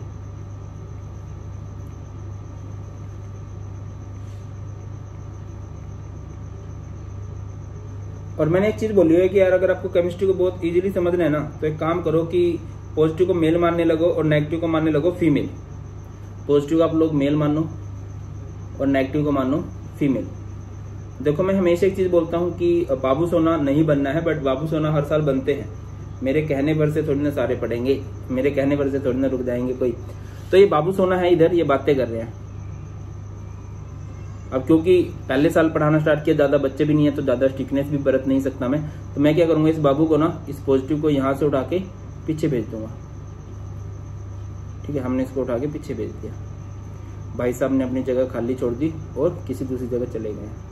सेम बात क्या हुई कि अगले साल भी बच्चे बातें मार रहे हैं, भाई यहाँ पर बाबू सोना बातें करने लगे, है ना, तो मैं क्या करूंगा, अब स्ट्रिक्टनेस बढ़ती जा सकती है। और अभी क्योंकि नाम बहुत चल गया तो बैच में भीड़ बहुत होने लगी है, तो खाली जगह तो नहीं है। अब मैं बाबू को नहीं निकाल सकता, मेरे को दोनों निकालने पड़ेंगे। सर क्यों? क्योंकि फिर मेरे पे पार्शियलिटी का इल्जाम लग जाएगा, क्योंकि ये किस्सा फेमस हो चुका था कि भारत सर ने लड़का लड़की बात कर रहे थे बट लड़के को पीछे भेज दिया।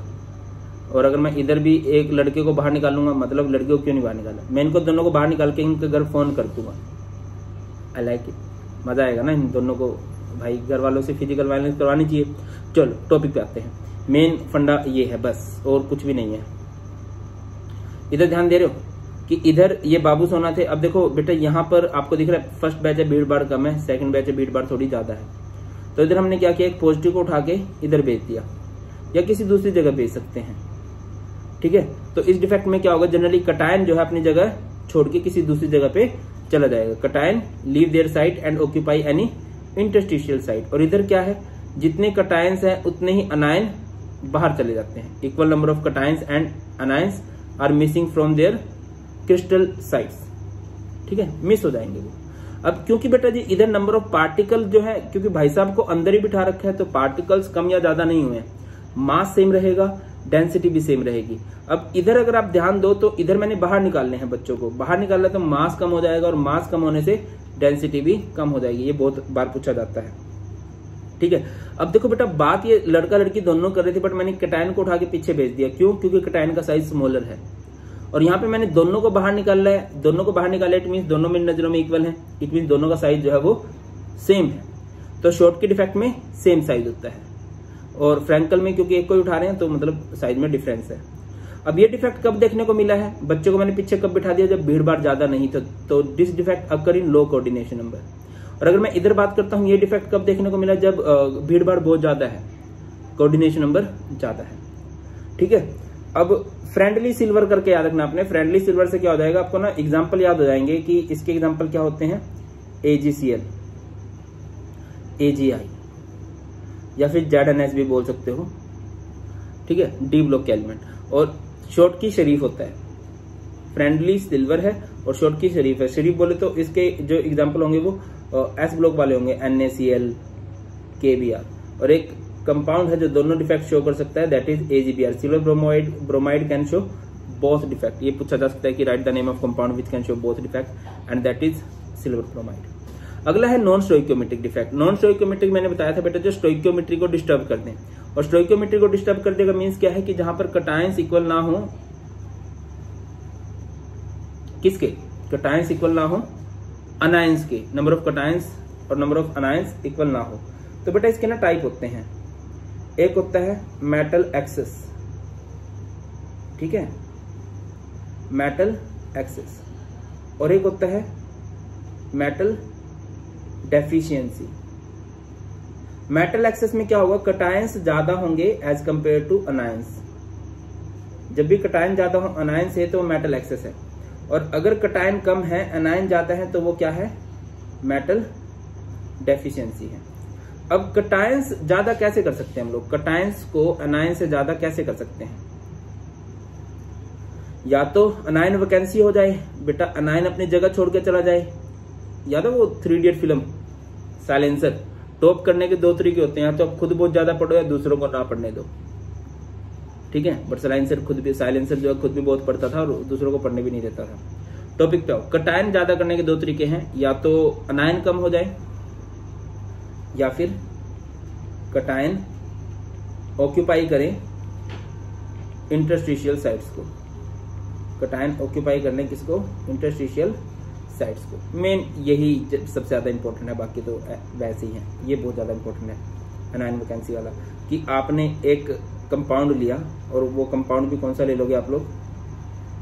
NaCl ले लेना, ठीक है। Na positive Cl negative, Na positive Cl negative, Na positive Cl negative, Na positive Cl negative, Na positive Cl negative, Na positive Cl negative. आपने इसको गर्म करना है in the atmosphere of sodium. तो जब आप सोडियम के एटमोस्फेयर में इसको गर्म करोगे तो ये ब्रेक हो जाएगा किसमें? Na पॉजिटिव में और इलेक्ट्रॉन में।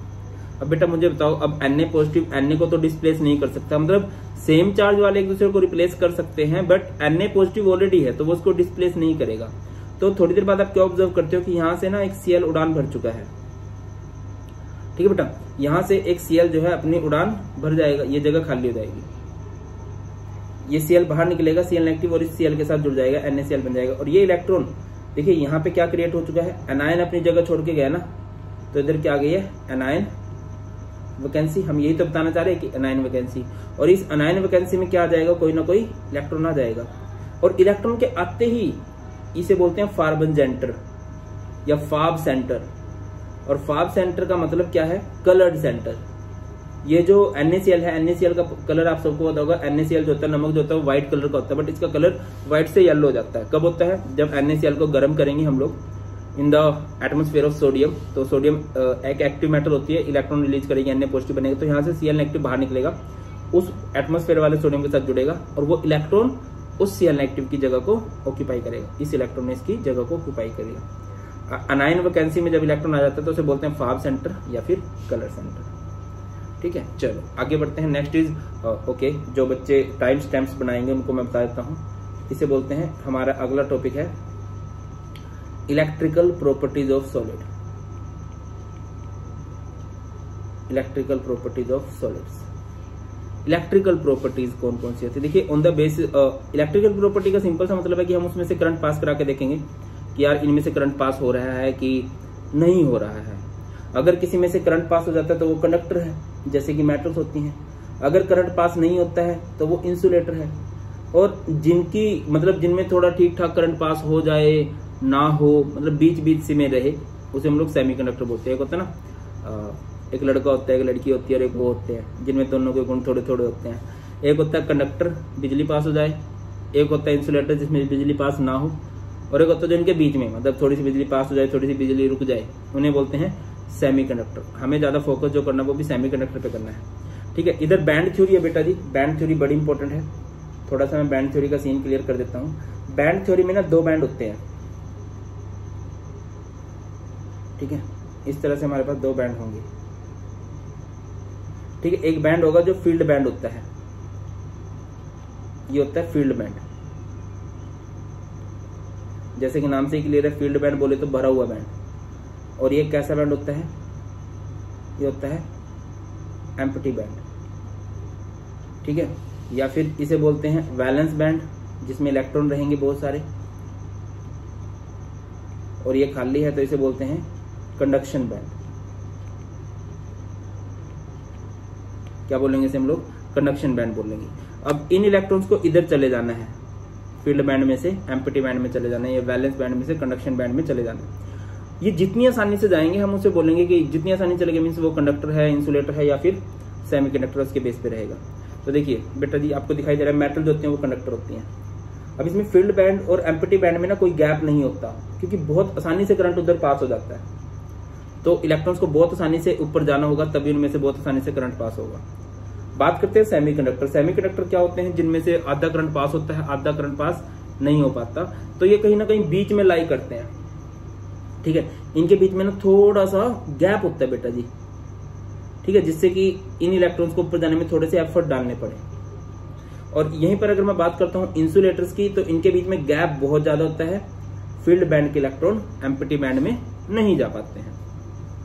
Let's move to the next. Next is semiconductor. Semiconductor को थोड़ा ज्यादा डिटेल में पढ़ना है। सेमीकंडक्टर के अगर मैं एग्जांपल की बात करूं तो इसके एग्जांपल रहेंगे silicon and germanium.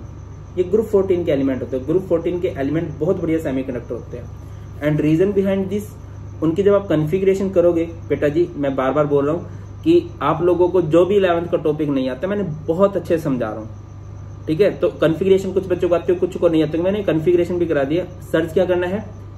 Basic of class 11 for class 12 by Bharat Panchal search कर लेना, मिल जाएगा। Basic of class 11 chemistry for class 12 मिल जाएगा आपको, ठीक है ना। तो कॉन्फ़िगरेशन मैंने सिखाई। जब आप इनकी कॉन्फ़िगरेशन करोगे तो आप देखोगे कि इनके पास 4 इलेक्ट्रॉन होते हैं वैलेंस शेल में और 4 ही होल्स होते हैं। होल्स मैंने इस चैप्टर की स्टार्टिंग में बताया था कि होल्स पे पॉजिटिव चार्ज होता है, इलेक्ट्रॉन पे नेगेटिव चार्ज होता है। अब ये नेगेटिव पॉजिटिव का बैलेंस थोड़ा सा बना होता है, तो ये सेमीकंडक्टर होते हैं। सेमीकंडक्टर 2 तरह के होते हैं, ठीक। इधर मैं थोड़ा सा इसको दिखाने की कोशिश कर दे। अरे भाई ये दिखाई नहीं देगा, मैं इस पिक को बड़ा कर देता हूँ थोड़ा, ठीक है ना, इधर, ठीक है।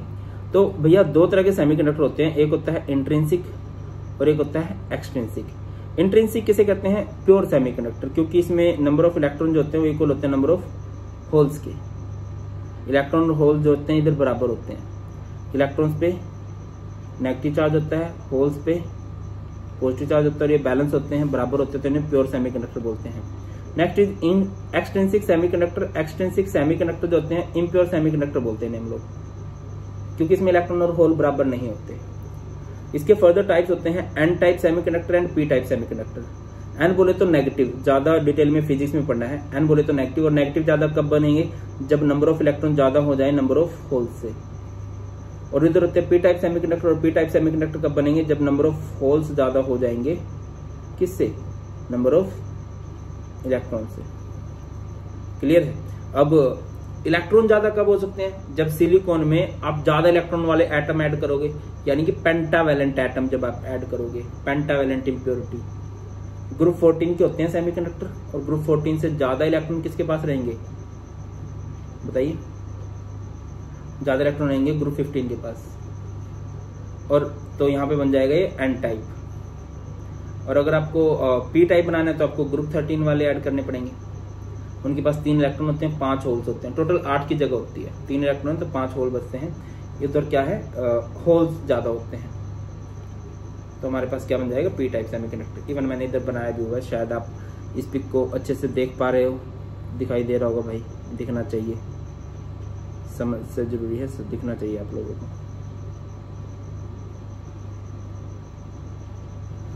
ठीक बेटा। इधर है एन टाइप, इधर है पी टाइप। किसके टाइप है? एक्सट्रिंसिक के टाइप है। एन टाइप का दूसरा नाम होता है नेगेटिव टाइप बोलते हैं। एन टाइप का दूसरा नाम होता है नेगेटिव, और पी का दूसरा नाम होता है बेटा जी पॉजिटिव, ठीक है। जब आपने एन टाइप बनाने हैं ना, तो ऐसी इंप्योरिटी डालोगे जिसके पास इलेक्ट्रॉन ज्यादा हो, और इलेक्ट्रॉन ज्यादा किसके पास होते हैं? ग्रुप 15, अभी जस्ट बताया। ग्रुप 15 मतलब नच, पंजाबन, असी, सब, बेटा। तो इधर हमने क्या डाल दिया? फास्फोरस डाल दिया, ठीक है कि नहीं? इधर हम क्या डाल देंगे? फास्फोरस। और इधर से इधर अगर मैं बात करता हूँ पी टाइप अगर बनाना है तो आप ग्रुप 13 की इंप्योरिटीज को ऐड करोगे। ग्रुप 13 यानी बाबा, अली, गए, इंडिया से कहाँ? थाईलैंड। इसके पास 5 इलेक्ट्रॉन होते हैं बेटा जी, 3 होल्स होते हैं ग्रुप 15 के पास। और ग्रुप 13 वालों के पास क्या होते हैं? 3 इलेक्ट्रॉन होते हैं, 5 होल होते हैं। अब क्योंकि इनके पास 5 इलेक्ट्रॉन है, इलेक्ट्रॉन ज्यादा है, दैट्स वाई क्या बन जाएंगे? N type. 5 इलेक्ट्रॉन है तो इसे बोलते हैं पेंटावैलेंट इंप्योरिटी, और इधर 3 इलेक्ट्रॉन है तो इन्हें बोलते हैं ट्राईवैलेंट इंप्योरिटी, ठीक है। अब क्योंकि इधर इलेक्ट्रॉन ज्यादा है, एन टाइप में इलेक्ट्रॉन ज्यादा है, तो करंट कैरियर जो करंट पास होगा वो ड्यू टू इलेक्ट्रॉन्स होगा। और इधर अगर आप पी टाइप की बात करते हो, पी टाइप में जो ज्यादा है वो होल्स हैं, तो इसमें होल्स की वजह से करंट फ्लो करेगा। होल्स की वजह से करंट फॉरवर्ड डायरेक्शन में फ्लो करता है और इलेक्ट्रॉन्स की वजह से करंट बैकवर्ड डायरेक्शन में फ्लो करता है। ये बात आप लोगों ने याद रखनी है। तो ये इलेक्ट्रिकल प्रॉपर्टीज हैं। Next is magnetic properties. Magnetic properties का मतलब होता है कि कोई अट्रैक्शन शो करेगा या कोई रिपल्शन शो करेगा। देखिए, क्योंकि मैक्सिमम के पास इलेक्ट्रॉन्स होते हैं, मैक्सिमम एलिमेंट्स के पास, सभी के पास इलेक्ट्रॉन्स होते हैं, और इलेक्ट्रॉन्स की वजह से ना क्या जाता है, मैग्नेटिक प्रॉपर्टीज अराइज हो जाती हैं। इवन इलेक्ट्रॉन्स को क्या बोला जाता है, इलेक्ट्रॉन्स को बोला जाता है टाइनी मैग्नेट्स। क्या बोलते हैं बेटा जी, टाइनी मैग्नेट्स बोलते हैं। ठीक है, अब इलेक्ट्रॉन्स की वजह से ना दो तरह की प्रॉपर्टी अराइज होंगी, या तो कोई अट्रैक्टिव नेचर का होगा या कोई रिपल्सिव नेचर का होगा। ठीक है, अट्रैक्टिव कौन होगा, हमेशा देखिए जो सिंगल होते हैं ना, सिंगल जैसे आप लोगों, वो अट्रैक्शन ज्यादा शो करते हैं, और जो रिपल्शन होते हैं, जो पेयर्ड हो जाते हैं, जिनकी शादी होती है, वो थोड़ा सा कम अट्रैक्शन शो करने लग जाते हैं, क्योंकि बीवी से डर लगता है फिर। तो ये सिंगल इलेक्ट्रॉन है। सिंगल इलेक्ट्रॉन जो होंगे अट्रैक्टिव नेचर के होंगे, और जो पेयर्ड इलेक्ट्रॉन होंगे वो रिपल्सिव नेचर के होंगे। टॉपिक पे आते हैं, तो मैं थोड़ा सा लिख देता हूं इधर। डायमैग्नेटिक क्या होता है, वीकली रिपल्सिव। मैं थोड़ा सा लिख देता हूं आपको सबके बीच में। पैरामैग्नेटिक क्या होता है, वीकली अट्रैक्टिव। फेरोमैग्नेटिक क्या होता है, स्ट्रांगली अट्रैक्टिव। एंटी फेरोमैग्नेटिक क्या होता है, स्ट्रांगली रिपल्सिव। और फेरोमैग्नेटिक क्या होता है, between paramagnetic ferro and anti, मतलब ये भी अट्रैक्टिव भी होते हैं, थोड़े से रिपल्सिव भी होते हैं। तो क्या लिख सकते हो, between whose magnetic character lies between ferro and anti ferro. ठीक है बेटा, इधर ध्यान दीजिए, शायद आपको दिख भी रहा होगा। डायमैग्नेटिक के पास देख रहे हैं आपको कि इधर जो है सारे के सारे इलेक्ट्रॉन्स क्या हैं, पेयर्ड हैं, तो डायमैग्नेटिक है। और जिसके पास पेयर्ड इलेक्ट्रॉन होते हैं वो क्या होते हैं, रिपल्सिव। पैरामैग्नेटिक के पास देखो तो आपको थोड़े से अनपेयर्ड इलेक्ट्रॉन दिख रहे हैं, और जहां पे अनपेयर्ड इलेक्ट्रॉन होते हैं वो होते हैं अट्रैक्टिव। फेरोमैग्नेटिक के पास क्या है, आपको बहुत सारे अनपेयर्ड इलेक्ट्रॉन दिख रहे होंगे, दिख रहे हैं, बहुत सारे अनपेयर्ड इलेक्ट्रॉन है। जितने ज्यादा अनपेयर्ड इलेक्ट्रॉन होंगे उतने ज्यादा वो क्या रहेगा, अट्रैक्टिव रहेगा। तो हमने लिखा स्ट्रांगली अट्रैक्टिव। ठीक है, फेरोमैग्नेटिक के पास बहुत ज्यादा अनपेयर्ड इलेक्ट्रॉन होते हैं, तो बहुत ज्यादा अट्रैक्शन शो करते हैं। तो इनसे ही हम लोग परमानेंट मैग्नेट बनाते हैं। जो परमानेंट मैग्नेट बनाई जाती है ना भाई, वो किससे बनाई जाती है, फेरोमैग्नेटिक सब्सटेंस से बनाई जाती है। ऑन दी अदर हैंड अगर मैं बात करता हूँ एंटी फेरोमैग्नेटिक का क्या रहता है, इसमें सारे इलेक्ट्रॉन पेयर्ड रहते हैं। अब सारे पेयर्ड हैं तो ये क्या करेंगे, रिपल्शन शो करेंगे। फेरोमैग्नेटिक में कुछ इलेक्ट्रॉन अनपेयर्ड हैं, कुछ इलेक्ट्रॉन पेयर भी हुए पड़े हैं, तो अट्रैक्शन रिपल्शन दोनों शो करते हैं। फेरोमैग्नेटिक में एक जरूरी बात लिखिए, ferromagnetic substance lose their ferromagnetism, substance lose their ferromagnetism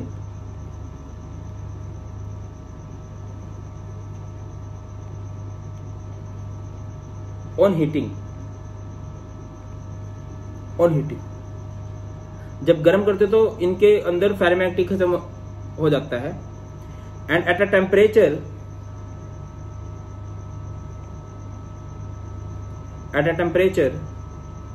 they attain paramagnetism. उनके अंदर कौन सी प्रॉपर्टी आ जाती है, पैरामैग्नेटिज्म आ जाता है। और पैरामैग्नेटिज्म जिस टेम्परेचर पे आता है उसे क्या बोलते हैं, called Curie temperature. I hope confusion होगी नहीं, क्यूरी टेम्परेचर। तो बेटा जी हमने हर एक टॉपिक को डिस्कस किया है। एन टाइप पी टाइप भी क्लियर हो गया। एन मतलब नेगेटिव कब होगा, जब ज्यादा इलेक्ट्रॉन की इंप्योरिटी ऐड करेंगे। पी टाइप जब कम इलेक्ट्रॉन की इंप्योरिटी ऐड करेंगे। कंडक्टर जिनमें से करंट पास होता है, इंसुलेटर जिसमें से नहीं होता, सेमीकंडक्टर जो बीच में लाई करते हैं। फ्रैंकल शॉर्टकी को बहुत अच्छे से देख लेना आप लोग, ठीक है। So that's all in this video. अच्छा, मेटल एक्सेस डिफेक्ट में एक चीज बताया, तो मेटल एक्सेस डिफेक्ट में कलर चेंज होने लग जाता है कंपाउंड का। तो बेटा जी ये था complete one shot of the chapter the solid state. एक सिंगल टॉपिक को हम लोगों ने मिस नहीं किया है, एंड आई होप कि आपको मजा आया होगा, बहुत अच्छे समझ में आ गया होगा। बस क्या बोलूँगा, नोट्स डाउनलोड कर लेना और छोटा सा लाइक गोल रख लेते हैं इस वीडियो के लिए, 1000 लाइक्स का गोल रख लेते हैं। जैसे 1000 लाइक हो जाएंगे हम सॉल्यूशन के नोट्स और वन शॉट लेके मैं हाजिर हो जाऊंगा। थैंक यू सो मच बेटा जी। शेयर कर देना और कुछ भी नहीं चाहिए, शेयर कर देना। कौन सा पार्ट बेस्ट लगा है कमेंट कर देना, कहीं पे कुछ प्रॉब्लम रही है वो भी कमेंट कर देना, मैं आपके कमेंट देखूंगा। और बस टेलीग्राम चैनल ज्वाइन कर लो और मुझे इंस्टा पर भी फॉलो कर देना। ख्याल रखिए अपना, bye bye, God bless you all, please take care, जय हिंद।